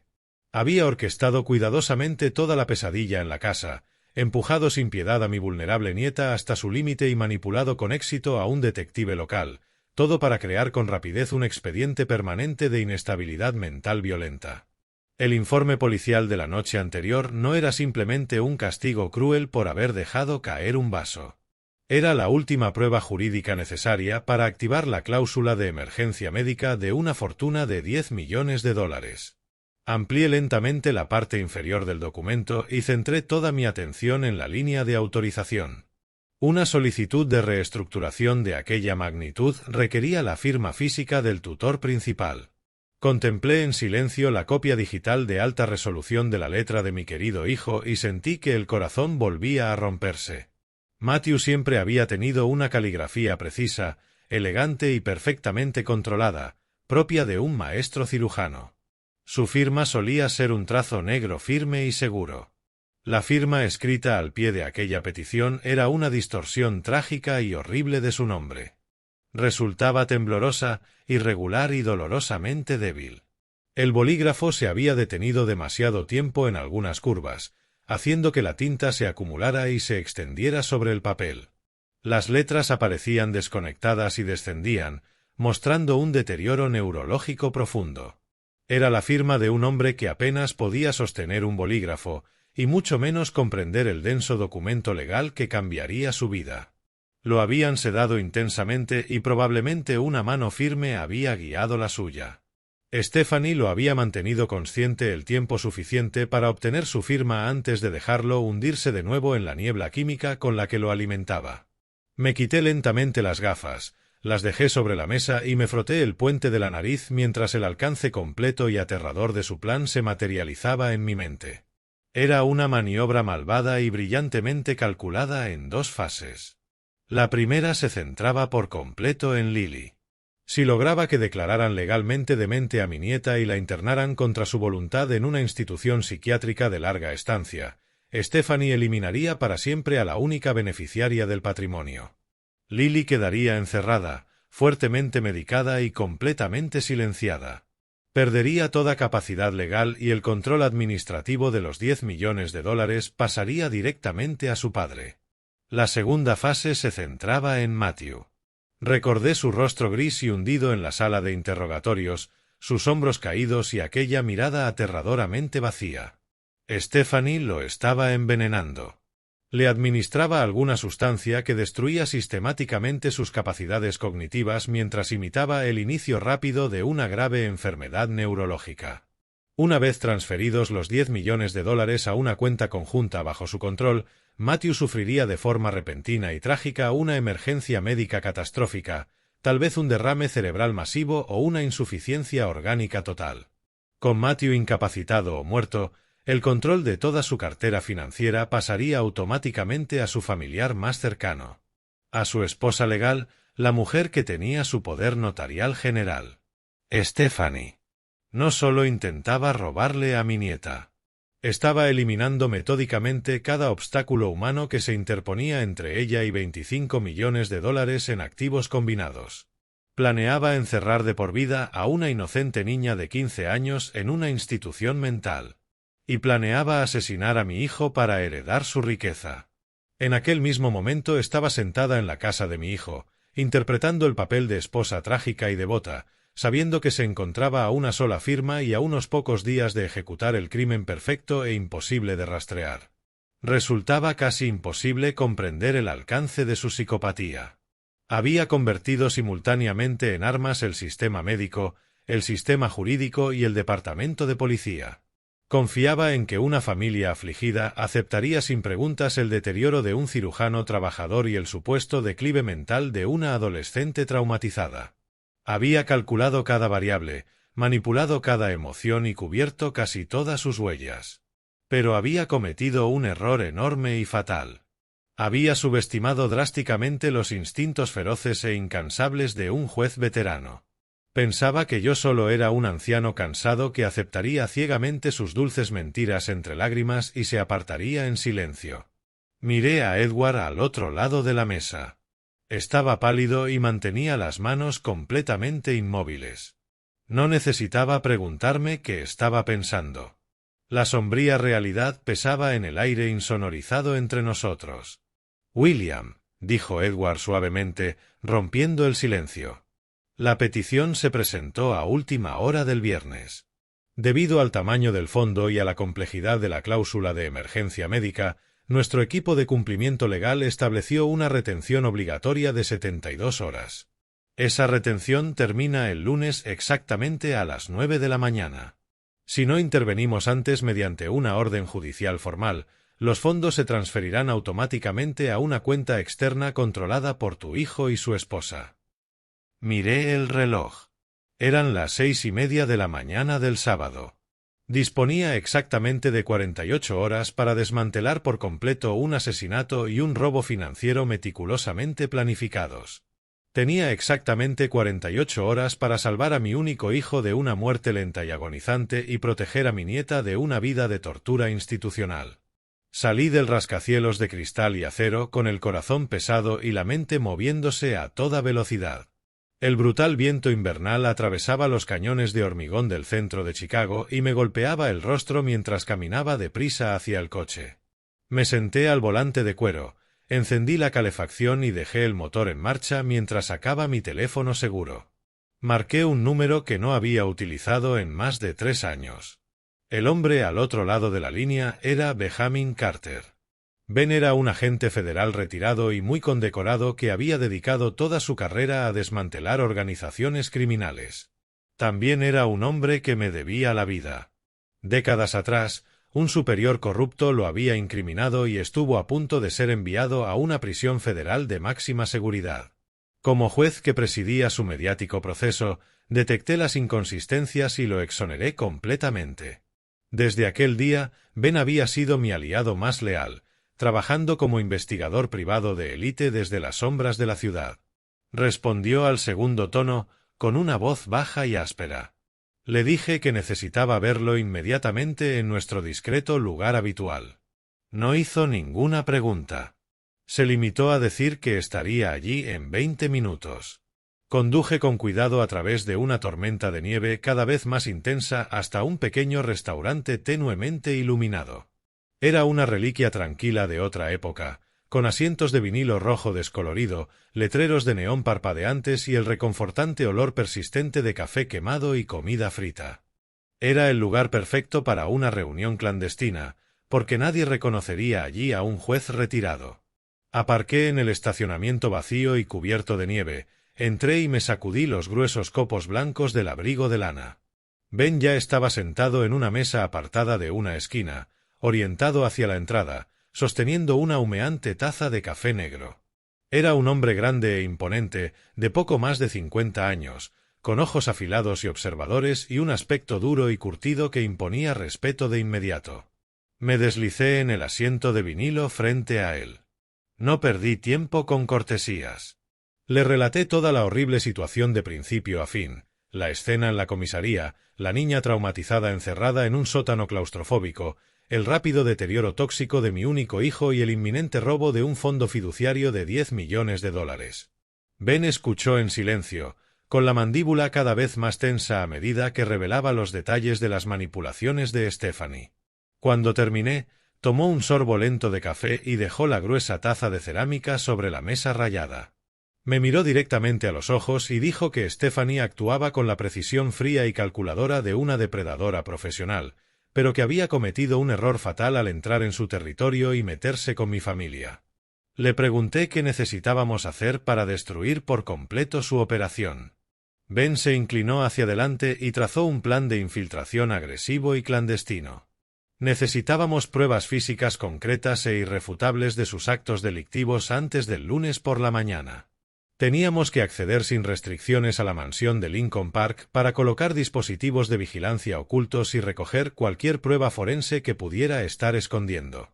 Ben explicó que su equipo privado de seguridad podía eludir fácilmente el avanzado sistema de alarma e instalar microcámaras de altísima definición en todas las estancias críticas. Vigilaríamos el amplio salón, el lujoso dormitorio principal donde mi hijo permanecía atrapado, el despacho privado donde ella guardaba sus archivos y el temido sótano de hormigón donde había torturado a mi nieta. También necesitábamos registrar su baño privado para localizar la sustancia tóxica y letal que administraba en secreto a mi hijo. El único problema era que su equipo táctico especializado necesitaba al menos 2 horas completas dentro de la propiedad, sin riesgo de interrupción. Le dije que conseguir tiempo era precisamente lo que mejor sabía hacer en un tribunal. Formulé rápidamente un plan sólido para alejar de la casa durante varias horas a mi hijo y a su esposa. Los invitaría a una comida exclusiva y prolongada en mi club privado. El club estaba situado al norte, en las afueras, lo que garantizaba un trayecto largo y complicado a través de la nieve. Y, lo más importante, aplicaba una política estricta que prohibía los teléfonos móviles en el comedor principal, de modo que Stephanie quedaría aislada de cualquier alerta que su sistema doméstico inteligente intentara enviarle durante la comida. Ben asintió con aprobación y sus ojos oscuros brillaron con expectación profesional. Me dijo que hiciera la llamada de inmediato y colocara el cebo antes de que ella pudiera mover ficha. Respiré hondo, calmé el corazón acelerado y marqué el número de mi hijo. Stephanie respondió al tercer tono, con la voz cubierta por el mismo agotamiento falso y empalagoso que había utilizado en la comisaría unas horas antes. Me tragué el orgullo e interpreté la actuación más convincente de toda mi vida. Obligué a mi voz a sonar cansada, quebrada y profundamente arrepentida. Le dije que había pasado toda la mañana reflexionando sobre los terribles acontecimientos de la noche anterior y que comprendía que había sobrepasado gravemente mis límites como abuelo. Afirmé que cuidar de Lily aquella mañana me había demostrado lo perturbada y problemática que estaba. Admití que me había equivocado al enfrentarme a ellos y acepté que un centro psiquiátrico de larga estancia probablemente era la única solución médica viable que le quedaba a nuestra familia. Podía oír prácticamente su sonrisa arrogante y victoriosa a través del teléfono. Aceptó con benevolencia mis falsas disculpas y adoptó el repugnante papel de madrastra misericordiosa que solo deseaba la paz. A continuación, la invité a ella y a Matthew a una larga y exclusiva comida en mi club de campo aquella misma tarde. La presenté como una ofrenda de paz y como un momento imprescindible para sanar y finalizar juntos los documentos del internamiento, unidos como familia. Insistí en que necesitábamos un lugar tranquilo y elegante donde discutir un asunto tan delicado y doloroso sin distracciones. Su avaricia desmedida y su deseo de mantener un control absoluto la llevaron a aceptar inmediatamente. Prometió que saldrían de casa al mediodía y conducirían directamente al club. Le di las gracias y colgué, sintiendo una profunda repugnancia. Miré a Ben. La depredadora había mordido el anzuelo. Ahora teníamos una oportunidad precisa para contraatacar y salvar a mi familia. Las pesadas puertas de roble del exclusivo Club Oakbrook Heritage se abrieron para recibirnos y nos envolvió el aroma reconfortante del cuero envejecido y la madera de cedro tostada. Había llegado 20 minutos antes para asegurar nuestra mesa privada, situada junto a la enorme chimenea de piedra. Cuando Matthew y Stephanie atravesaron la entrada principal, el corazón se me hundió. Mi hijo llevaba un grueso abrigo de cachemira, pero aún así temblaba visiblemente. Caminaba con los pasos lentos y arrastrados de un hombre varias décadas mayor que sus 42 años. Stephanie, en cambio, estaba radiante. Vestía un elegante vestido carmesí y llevaba el brazo enlazado con firmeza al de él, proyectando la imagen perfecta de una esposa devota. Me levanté para recibirlos y obligué a mi rostro a mostrar una sonrisa cálida y arrepentida mientras la sangre me hervía de odio. Al acercarse al puesto del maitre, se aplicó el estricto protocolo del club. El responsable principal, un hombre al que había dado generosas propinas durante 20 años, extendió educadamente una bandeja plateada forrada de terciopelo. Les explicó que los dispositivos móviles estaban estrictamente prohibidos en el comedor principal para conservar la tranquilidad. Observé atentamente a Stephanie. Una sombra fugaz de auténtico pánico cruzó su rostro perfectamente arreglado y su mano se cerró instintivamente sobre el bolso de diseño. Necesitaba aquel teléfono para controlar las alertas de seguridad de su casa inteligente, pero marcharse después de que yo le hubiera ofrecido una oportunidad tan lucrativa habría levantado demasiadas sospechas. Soltó una risa rígida y ensayada, dejó el teléfono sobre la bandeja y condujo a mi hijo hasta la mesa. Había caído por completo en la trampa. Con sus comunicaciones con el exterior cortadas, la operación real podía comenzar. A varios kilómetros de distancia, en las calles heladas y cubiertas de nieve de Lincoln Park, mi investigador de confianza, Ben Carter, iniciaba su movimiento. Conocía al detalle el plan táctico. Mientras el camarero servía agua con gas en el club, Ben y sus dos especialistas de seguridad se aproximaban silenciosamente a la entrada de servicio trasera de la propiedad. Ben llevaba un dispositivo militar especializado de descifrado. Lo conectó directamente al teclado digital exterior y ejecutó un complejo algoritmo que desactivó las alarmas perimetrales y los sensores de movimiento sin enviar una sola notificación a la empresa de seguridad. La pesada puerta reforzada se abrió con un clic apenas audible. Entraron en la casa oscura y vacía, moviéndose con la precisión silenciosa de fantasmas. En la mesa, la comida se había convertido en una sesión de tortura psicológica. Matthew apenas podía sostener el pesado vaso de cristal. Observé con agonía cómo sus manos temblaban violentamente y el agua se derramaba sobre el mantel blanco inmaculado. Stephanie se inclinó de inmediato, con una voz cargada de condescendencia azucarada, y retiró el vaso de sus dedos temblorosos. «Déjame ayudarte, cariño», arrulló mientras secaba el agua con la servilleta. Después se volvió hacia mí y soltó un suspiro trágico y sufrido, sacudiendo la cabeza como si quisiera decir, «Mira la enorme carga que soporto». Cuando el camarero llegó para tomar nota, ni siquiera permitió que mi hijo hablara. Pidió rápidamente un caldo ligero de verduras para él, alegando que su frágil estómago no toleraba nada más pesado. Matthew se limitó a mirar las llamas de la chimenea, con los ojos vidriosos y ausentes, entregando por completo el control de su cuerpo a la mujer que lo estaba envenenando lentamente hasta matarlo. Me tragué la repugnancia e interpreté mi papel a la perfección. Bajé la cabeza, miré mi plato de porcelana con contrición y ofrecí unas largas y emotivas disculpas por mi comportamiento en la comisaría. Le dije que solo era un anciano asustado e ingenuo que no comprendía la complejidad de las enfermedades mentales en adolescentes.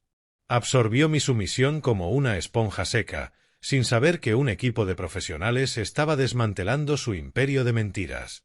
Mientras ella se regodeaba sobre una ensalada cara, Ben aseguraba sistemáticamente la primera planta de la mansión. Entró rápidamente en el salón amplio e impecablemente decorado. Con un taladro modificado que no producía ningún ruido, su equipo incrustó una cámara microscópica de alta definición en la moldura decorativa situada sobre el televisor. Ofrecía una vista amplia y sin obstáculos de toda la estancia. Después pasaron al despacho privado de Stephanie, su centro de operaciones. Ben instaló una segunda cámara detrás de la rejilla de ventilación, orientada directamente hacia su gran escritorio de caoba, asegurándose de que cada documento que leyera y cada pastilla que triturara quedaran grabados con una nitidez perfecta. Trabajaron en absoluto silencio, comunicándose únicamente con discretos gestos mientras los minutos avanzaban. En el club, mantuve la conversación a un ritmo lento y deliberadamente agotador. Pedí un segundo plato y formulé preguntas extensas sobre la institución psiquiátrica que supuestamente habían elegido para Lily. Stephanie describió con entusiasmo aquel centro sombrío y restrictivo como un maravilloso santuario de recuperación. Cada palabra que salía de su boca era una mentira calculada para asegurar su control sobre el fondo fiduciario de $10 millones. Asentí con empatía e incluso me ofrecí a pagar de mi bolsillo el depósito inicial, alimentando su avaricia para mantenerla pegada a la silla. Sabía que Ben solo necesitaba un poco más de tiempo para asegurar las dos habitaciones más importantes. Según nuestro calendario, estaba subiendo en silencio por las escaleras alfombradas hacia el dormitorio principal, el oscuro epicentro del deterioro de mi hijo. Instalaron una tercera microcámara en el interior del detector de humo situado sobre la cama de gran tamaño. Aquel ángulo cenital captaría exactamente cómo Stephanie administraba el cóctel químico tóxico que estaba convirtiendo a un cirujano brillante en un zombi obediente. Una vez asegurado el dormitorio, Ben bajó al lugar más aterrador de la casa, el sótano. El aire era húmedo, gélido y asfixiante. Era la cámara de hormigón sin ventanas e insonorizada donde había torturado sin piedad a una niña claustrofóbica de 15 años. Instaló cuidadosamente la última cámara en la carcasa de una lámpara expuesta del techo, dándonos un ojo permanente e infalible en el rincón más oscuro y perverso de toda la propiedad. La operación terminó con éxito y sin ser detectada. En el club, el camarero retiró por fin los platos de postre, señalando el final de nuestra agotadora actuación de 2 horas. Stephanie se limpió elegantemente la boca y me agradeció mi supuesta comprensión y mi generoso apoyo financiero. Regresamos al vestíbulo, donde el maitre le devolvió el teléfono. La observé tocar rápidamente la pantalla y relajar visiblemente los hombros al comprobar que no había ninguna alerta de seguridad. Me sonrió con calidez, plenamente convencida de que había manipulado a un juez anciano, ingenuo y rico para que entregara a su familia sin luchar. Enlazó su brazo con el de mi hijo y lo guió lentamente hacia la nieve de Chicago. Permanecí solo en el vestíbulo, con el corazón cargado de dolor por él, pero ardiendo de determinación. Mi teléfono vibró en el bolsillo.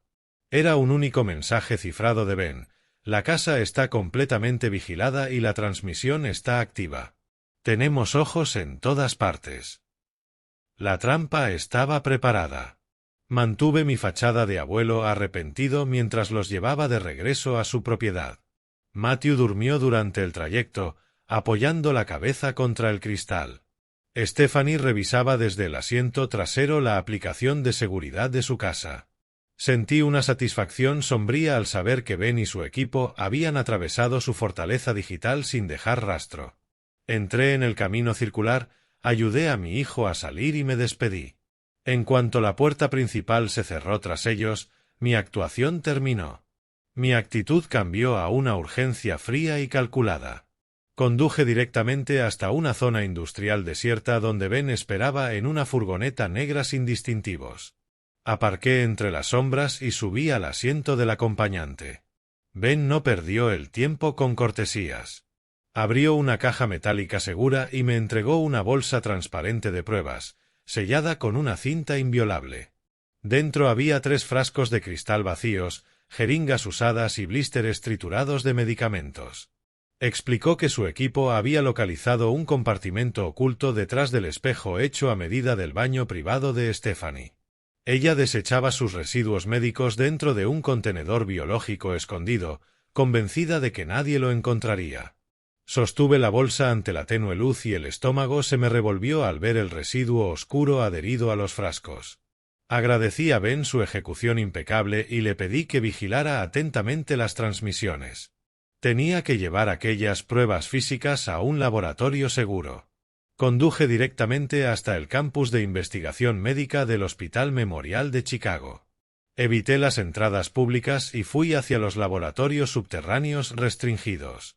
Durante mis décadas presidiendo juicios penales complejos, había confiado en numerosas ocasiones en la brillante mente analítica del Dr. Victor Bradley. Víctor era un toxicólogo condecorado que había intervenido como perito de confianza en casos de gran repercusión. Lo había llamado desde la carretera, invocando una grave emergencia personal y exigiendo absoluta discreción.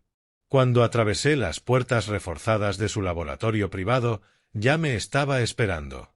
Le entregué la bolsa sellada y le expliqué brevemente el rápido y aterrador deterioro físico de mi hijo. Víctor no hizo preguntas innecesarias. Comprendió de inmediato la gravedad de la situación. Llevó la bolsa hasta una mesa de acero inoxidable y extrajo los frascos con unas pinzas esterilizadas. Permanecí en silencio en un rincón de la sala estéril, con los brazos apretados sobre el pecho para contener el temblor. La espera parecía interminable. Los únicos sonidos eran el zumbido del sistema de ventilación y los clics rítmicos de la maquinaria analítica. Vi cómo extraía muestras minúsculas del residuo de los frascos, las transfería a tubos de ensayo y las introducía en una centrífuga. Cada minuto era como un peso físico sobre mis pulmones. Caminaba de un lado a otro por el suelo blanco, recordando la imagen de mi hijo encorvado y sin vida en la sala de interrogatorios. Tras casi 2 horas de silencio insoportable, la máquina principal emitió un tono digital. Víctor se acercó al monitor y examinó la cascada de datos químicos que aparecía en la pantalla. Vi cómo todo el color desaparecía de su rostro. Se quitó las gafas protectoras y soltó una larga exhalación temblorosa antes de mirarme. El profundo dolor de sus ojos me dijo todo lo necesario antes de que hablara. William, comenzó con una voz apenas audible en la sala estéril. He analizado el residuo químico de estos frascos y necesito que te prepares para lo que voy a decirte. Señaló el gráfico digital con un dedo tembloroso. La sustancia principal es una formulación sintética altamente concentrada de un potente sedante llamado lorazepam. Es una benzodiazepina de acción rápida diseñada para deprimir por completo el sistema nervioso central. Explica el letargo severo de tu hijo y su habla arrastrada. Pero el sedante es solo el vehículo para algo mucho más siniestro. Di un paso tembloroso hacia la mesa y apoyé las manos en el metal frío. Dime qué más hay en esos frascos, Víctor, exigí, bajando la voz hasta un tono oscuro y resonante. Respiró hondo y me miró directamente a los ojos. La segunda sustancia es un metal pesado altamente letal llamado talio, explicó con gravedad. El talio carece por completo de sabor, color y olor. Es una sustancia extremadamente tóxica, sometida a controles estrictos y casi imposible de conseguir para un ciudadano corriente. Cuando se ingiere de forma continuada durante un periodo prolongado, ataca las vías neurológicas y el sistema cardiovascular. Destruye la vaina de mielina que recubre los nervios y provoca temblores graves, debilidad muscular aguda y un deterioro cognitivo profundo. La visión se me nubló cuando la realidad de su explicación me golpeó. Lo está envenenando, susurré, sin poder creerlo. Está haciendo mucho más que envenenarlo, me corrigió Víctor con suavidad. Está ejecutando un asesinato médico lento y perfectamente calculado. La intoxicación por talio resulta muy difícil de detectar en un análisis convencional a menos que el médico sepa exactamente qué buscar. Al combinar el metal pesado con grandes dosis diarias de sedantes, oculta los síntomas agudos. Está fabricando meticulosamente la apariencia clínica de una demencia precoz acompañada de una insuficiencia cardíaca degenerativa rápida. Si continúa administrando esta dosis, el sistema cardiovascular de tu hijo colapsará por completo en cuestión de semanas. Me sonrió con calidez, plenamente convencida de que había manipulado a un juez anciano, ingenuo y rico para que entregara a su familia sin luchar. Enlazó su brazo con el de mi hijo y lo guió lentamente hacia la nieve de Chicago. Permanecí solo en el vestíbulo, con el corazón cargado de dolor por él, pero ardiendo de determinación. Mi teléfono vibró en el bolsillo. Era un único mensaje cifrado de Ben. La casa está completamente vigilada y la transmisión está activa. Tenemos ojos en todas partes. La trampa estaba preparada. Mantuve mi fachada de abuelo arrepentido mientras los llevaba de regreso a su propiedad. Matthew durmió durante el trayecto, apoyando la cabeza contra el cristal. Stephanie revisaba desde el asiento trasero la aplicación de seguridad de su casa. Sentí una satisfacción sombría al saber que Ben y su equipo habían atravesado su fortaleza digital sin dejar rastro. Entré en el camino circular, ayudé a mi hijo a salir y me despedí. En cuanto la puerta principal se cerró tras ellos, mi actuación terminó. Mi actitud cambió a una urgencia fría y calculada. Conduje directamente hasta una zona industrial desierta donde Ben esperaba en una furgoneta negra sin distintivos. Aparqué entre las sombras y subí al asiento del acompañante. Ben no perdió el tiempo con cortesías. Abrió una caja metálica segura y me entregó una bolsa transparente de pruebas, sellada con una cinta inviolable. Dentro había 3 frascos de cristal vacíos, jeringas usadas y blísteres triturados de medicamentos.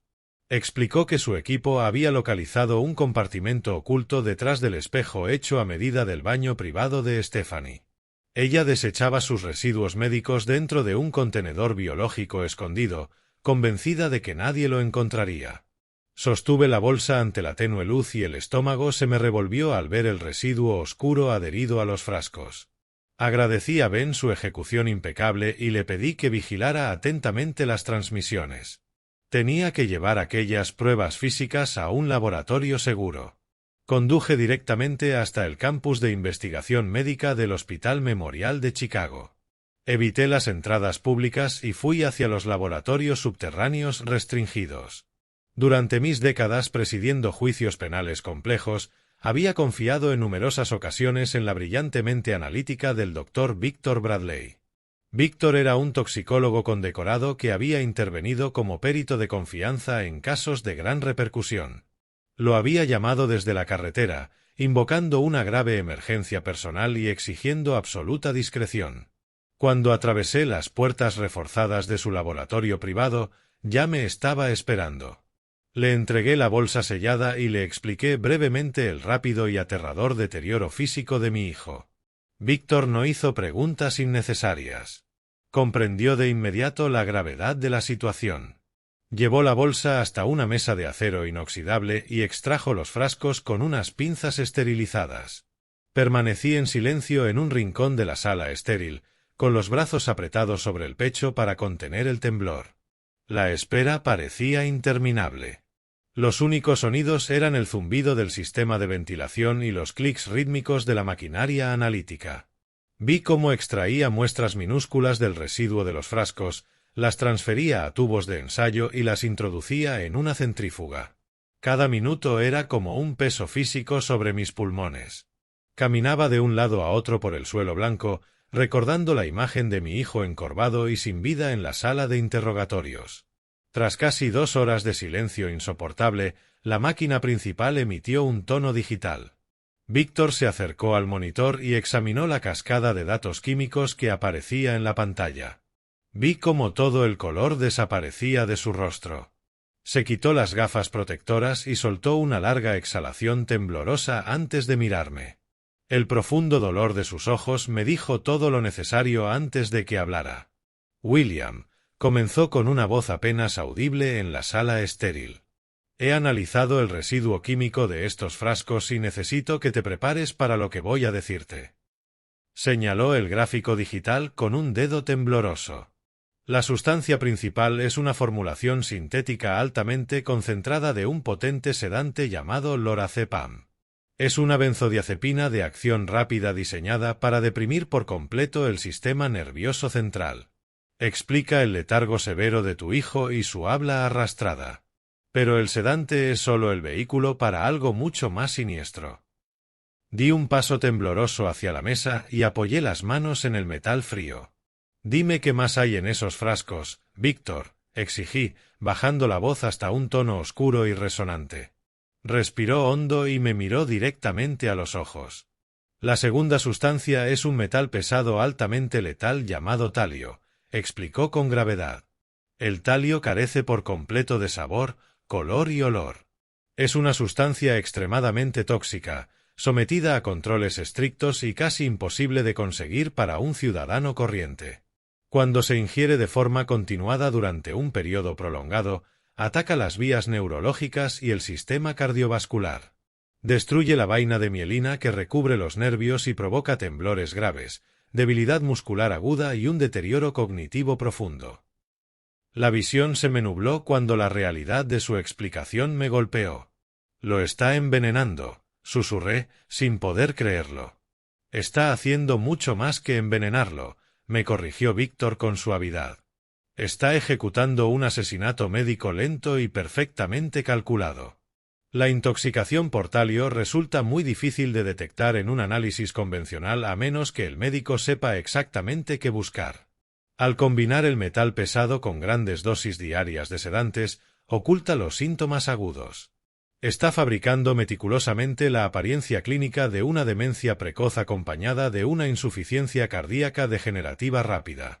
Si continúa administrando esta dosis, el sistema cardiovascular de tu hijo colapsará por completo en cuestión de semanas. Su ritmo cardíaco se está debilitando exactamente como esperábamos, dijo. El talio está haciendo su trabajo. Con la dosis actual, probablemente no llegue al final del mes. Stephanie frunció el ceño. Eso es demasiado tiempo. La transferencia se aprobará el lunes. Quiero que todo haya terminado antes de que nadie empiece a hacer preguntas. Harrison sonrió. Entonces duplicaremos la dosis el martes. Sufrirá un colapso cardíaco durante la noche. Con su historial médico y los sedantes en el organismo, parecerá completamente natural. Stephanie se rió con frialdad y apoyó una mano sobre su pecho. Y para entonces Lily estará encerrada en la institución. Nadie escuchará a una adolescente declarada psicótica. Tendremos los 25 millones y podremos abandonar el país antes del funeral. Harrison volvió a besarla y ambos rieron sobre el cuerpo debilitado de mi hijo, convencidos de que eran intocables. Permanecí sentado ante las pantallas, con lágrimas de rabia y dolor recorriéndome el rostro. La mujer a la que mi hijo había confiado su vida se acostaba con el médico encargado de certificar sus mentiras. Juntos habían profanado el juramento médico para organizar un brutal doble homicidio motivado únicamente por una enorme ganancia económica. Bajé lentamente el volumen y silencié para siempre sus voces arrogantes y repugnantes. Cerré los ojos y respiré profunda y temblorosamente, dejando que el dolor crudo de un padre destrozado atravesara mis viejos huesos. Me concedí exactamente 1 minuto para lamentar la traición de mi familia y el sufrimiento silencioso infligido a las personas que más amaba en el mundo. Pero, cuando abrí los ojos y volví a mirar las pantallas, el padre roto había desaparecido. En su lugar estaba el juez frío, calculador e implacablemente objetivo del Tribunal Superior. Durante 40 años había mirado desde el estrado a asesinos violentos, extorsionadores avariciosos y depredadores sin remordimientos. Había dedicado mi vida profesional a analizar conspiraciones criminales complejas y a impartir justicia absoluta a quienes creían ser intocables. Stephanie y Harrison pensaban que habían organizado el crimen perfecto e imposible de rastrear. Creían que su asesinato médico y sus manipulaciones legales los hacían invencibles. Pero habían cometido el error fatal de dejar una grabación digital nítida de toda su conspiración homicida. Tomé mi teléfono seguro. Mi mano ya no temblaba de tristeza, sino que permanecía perfectamente firme con la promesa oscura de una retribución absoluta. El largo juicio silencioso había terminado. Las pruebas físicas eran incontestables y estaban a salvo. Ahora estaba preparado para salir de las sombras y ejecutar la sentencia final contra los 2 monstruos que habían osado atacar a mi familia. La luz gélida del domingo atravesaba las persianas de roble de mi estudio y proyectaba sombras pálidas sobre el escritorio de caoba. No había dormido ni 1 minuto. Mi mente era una trampa de acero calibrada y lista para cerrarse. Cogí el teléfono, me aclaré la garganta y llamé a la casa de mi hijo. Stephanie respondió al segundo tono, cubriendo su voz con aquella conocida capa empalagosa de preocupación fingida. Cerré los ojos e interpreté la última actuación de mi vida. Dejé que mi voz vacilara y la llené del agotamiento profundo de un anciano derrotado que ya no tenía opciones. Le dije que había pasado todo el fin de semana con Lily y que me horrorizaba reconocer que ella había tenido razón desde el principio. Afirmé que mi nieta era imposible de controlar, que constituía un peligro para sí misma y que yo ya no podía protegerla de la ayuda psiquiátrica que necesitaba. Podía oír prácticamente su sonrisa victoriosa a través del auricular. Soltó un suave suspiro de alivio y me agradeció que finalmente comprendiera la realidad de su situación. Entonces le pedí que aquella tarde llevara a Matthew y al Dr. Harrison Reed a mi casa para que pudiéramos firmar en privado los documentos definitivos e irreversibles del internamiento. Aceptó sin dudar ni un segundo, cegada por una avaricia que le impedía ver al verdugo esperando en las sombras. Pasé las siguientes horas preparando el gran salón con la precisión meticulosa de un juez que organiza un juicio público. Dispuse los pesados sillones de cuero formando un semicírculo frente al enorme televisor colocado sobre la chimenea de piedra. Preparé una tetera con una infusión importada, rara y extremadamente cara, y coloqué delicadas tazas de porcelana sobre una bandeja de plata. Cada detalle estaba pensado para proyectar una atmósfera de rendición aristocrática y adinerada. Exactamente a las 2 de la tarde, el pesado llamador de latón resonó por toda la casa. Caminé lentamente por el pasillo, me ajusté las solapas del traje oscuro y abrí la puerta. Stephanie estaba en el porche cubierto de nieve, radiante con un abrigo oscuro a medida y una gruesa carpeta de cuero apretada contra el pecho. El doctor Harrison Reed permanecía alto y seguro a su lado, proyectando el aura impecable y autoritaria de un profesional médico profundamente preocupado. Entre ambos estaba mi hijo. Matthew tenía peor aspecto que en la comisaría. Se apoyaba pesadamente en un bastón de madera, respiraba con dificultad y su piel mostraba un tono gris translúcido aterrador. Prácticamente lo arrastraban a través de la entrada. Me aparté y ofrecí un asentimiento débil y derrotado mientras invitaba a los arquitectos de la destrucción de mi familia a entrar en mi casa. Los conduje al salón y les indiqué que se sentaran en los sillones de cuero cuidadosamente dispuestos. Stephanie llevó a Matthew al asiento más cercano y permaneció sobre él para asegurarse de que no se desplomara. Harrison ocupó el sillón frente a mí, cruzó las piernas y entrelazó las manos con una expresión ensayada de profunda empatía médica. «William», comenzó Harrison con una voz suave y reconfortante. «Quiero que sepas cuánto lamento que hayamos llegado a este punto. Tomar la difícil decisión de internar a un familiar es una carga desgarradora, pero estás haciendo lo correcto para la salud de Lily a largo plazo». Asentí sin dejar que mi rostro mostrara la rabia volcánica que amenazaba con estallar. Cogí la pesada tetera de plata y vertí lentamente la infusión humeante en sus tazas.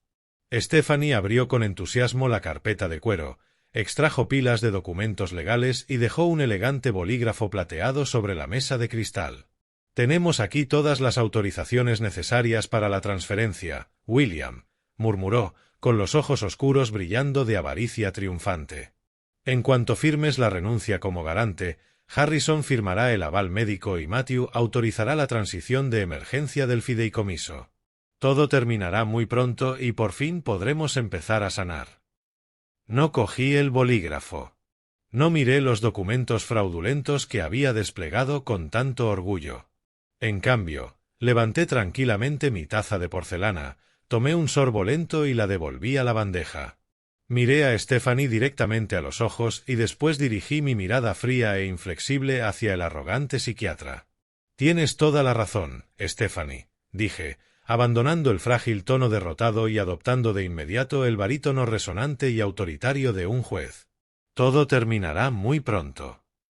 Metí una mano en el bolsillo interior de la chaqueta y saqué el pequeño mando negro del televisor.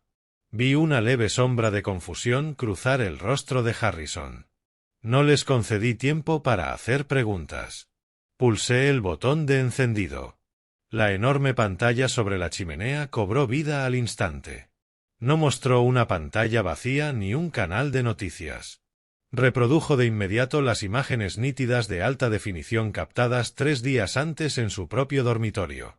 El sistema de sonido llenó la estancia con sus voces arrogantes. Se escuchó con claridad el sonido de Stephanie y Harrison besándose junto a mi hijo sedado. La grabación reprodujo su conversación despiadada con una nitidez devastadora. Los altavoces emitieron la voz de Harrison presumiendo de su cóctel letal de talio imposible de rastrear. Emitieron la risa de Stephanie al hablar de encerrar a mi nieta en una institución psiquiátrica. Reprodujeron su plan explícito y premeditado de duplicar la dosis tóxica de Matthew el martes, asesinarlo mientras dormía y huir del país con $25 millones robados. El cambio instantáneo en la atmósfera del salón fue algo que recordaré durante el resto de mi vida. Stephanie soltó un jadeo seco. La taza de porcelana se desprendió de sus dedos temblorosos y se hizo añicos contra el suelo de madera, dejando un charco de líquido caliente alrededor de sus botas de diseño. Harrison se quedó rígido como una estatua, con el rostro sin color, semejante a un animal atrapado y aterrorizado. Me levanté lentamente del sillón y abotoné la chaqueta con total calma. Observé cómo la realidad caía sobre ellos y destruía sus arrogantes ilusiones. Habían entrado en mi casa esperando robar una fortuna y asegurar su libertad. En cambio, habían entrado a ciegas en una celda de prisión de la que no podían escapar. Los miré desde arriba, sintiendo la fría satisfacción de impartir justicia. Antes de que nadie pudiera romper el silencio asfixiante, las pesadas puertas principales de roble fueron derribadas de una patada. El estruendo resonó por el vestíbulo mientras un equipo táctico armado inundaba el salón. Sus uniformes oscuros y sus armas apuntadas contrastaban con la elegancia de la decoración. Al frente estaba el jefe de policía David Miller, un hombre al que yo había orientado décadas atrás. Avanzó con una expresión sombría e inflexible, clavando los ojos en los dos culpables aterrorizados. El clic metálico de las esposas resonó sobre las llamas de la chimenea.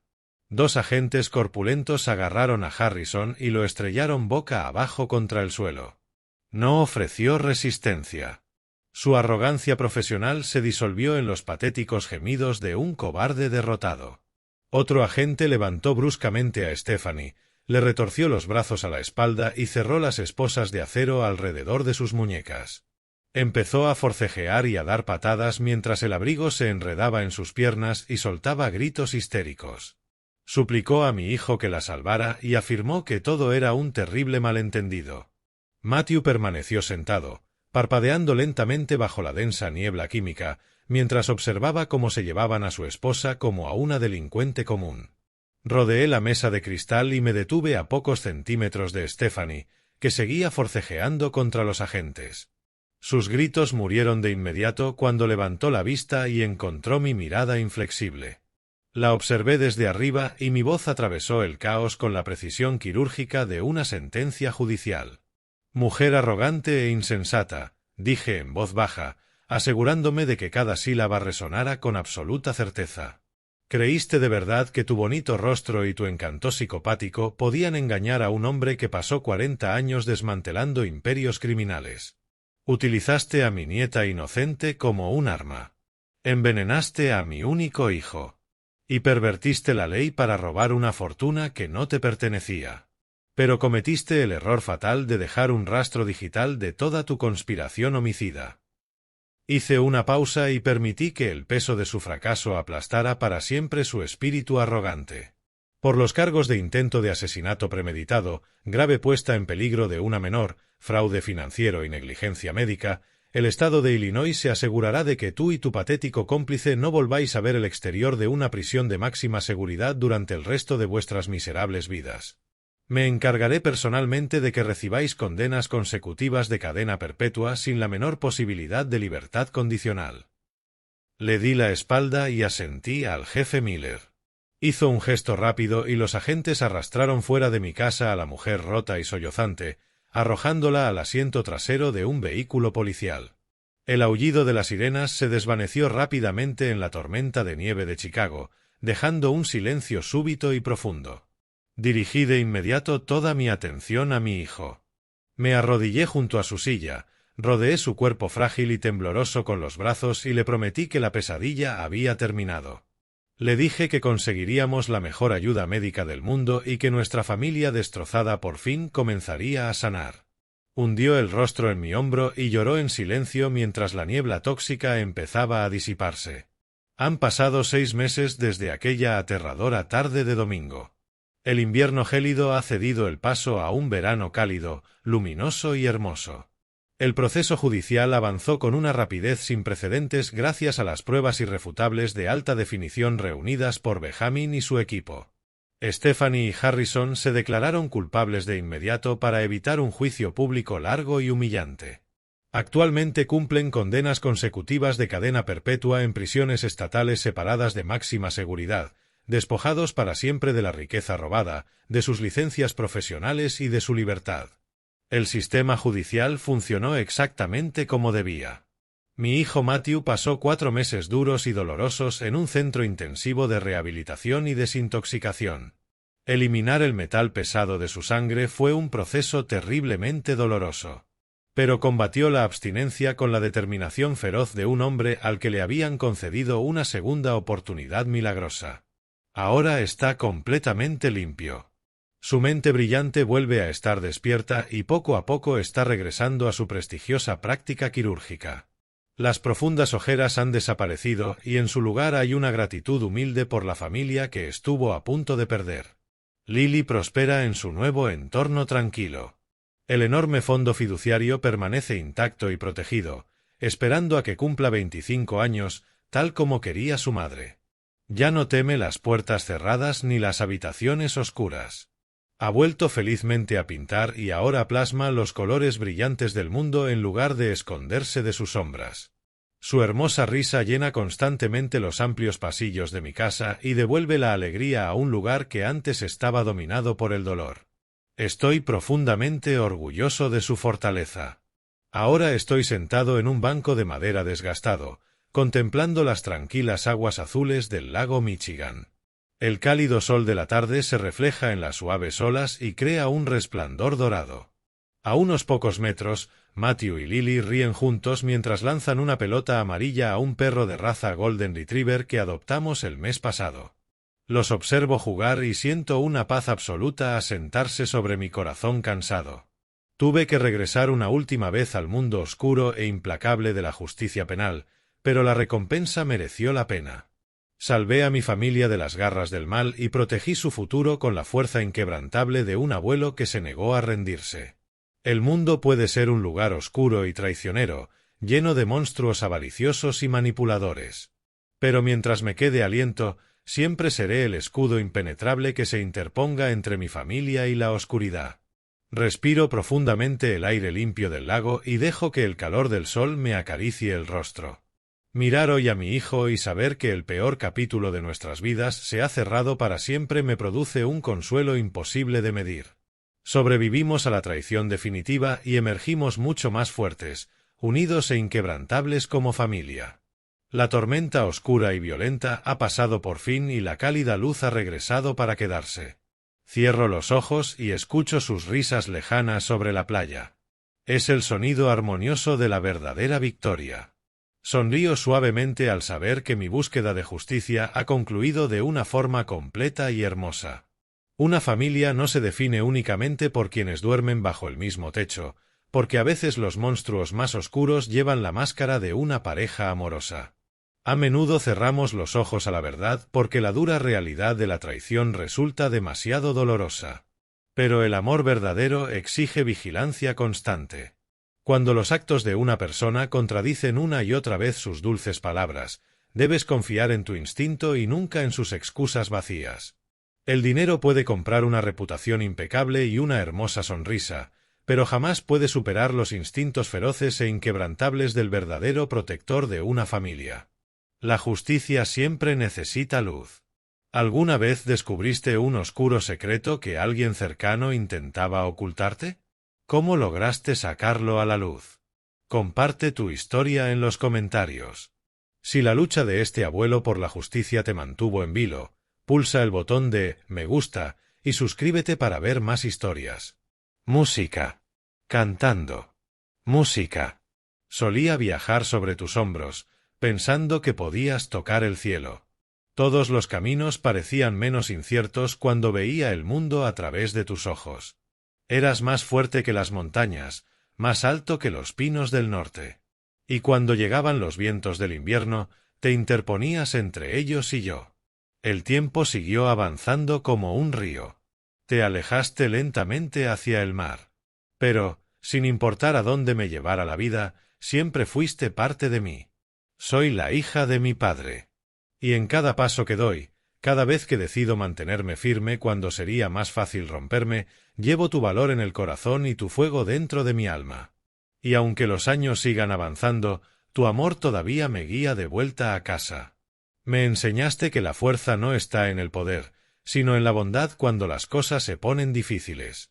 Me enseñaste a seguir adelante cuando el camino se vuelve frío y oscuro. Cada lección, cada historia y cada risa junto al fuego viven dentro de mí como un eco que pronuncia suavemente mi nombre. Y cuando afronto mis mayores batallas, cuando siento que ya no puedo continuar, escucho tu voz a mi lado diciéndome, hija, eres más fuerte de lo que crees. Soy la hija de mi padre. En cada paso que doy y cada vez que decido mantenerme firme, cuando sería más fácil romperme, llevo tu valor en el corazón y tu fuego dentro de mi alma. Y aunque los años sigan avanzando, tu amor todavía me guía de vuelta a casa.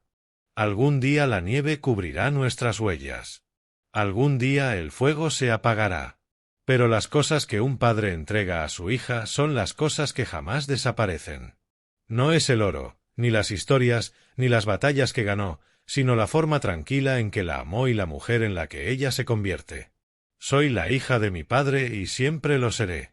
A través de cada triunfo y cada pérdida, de cada alegría y cada dolor, el mundo podrá cambiar a mi alrededor y las estrellas podrán apagarse sobre mí, pero siempre llevaré conmigo el amor infinito de mi padre. Y cuando me pregunten quién soy, sonreiré y responderé suavemente: soy la hija de mi padre. Soy la hija de mi padre.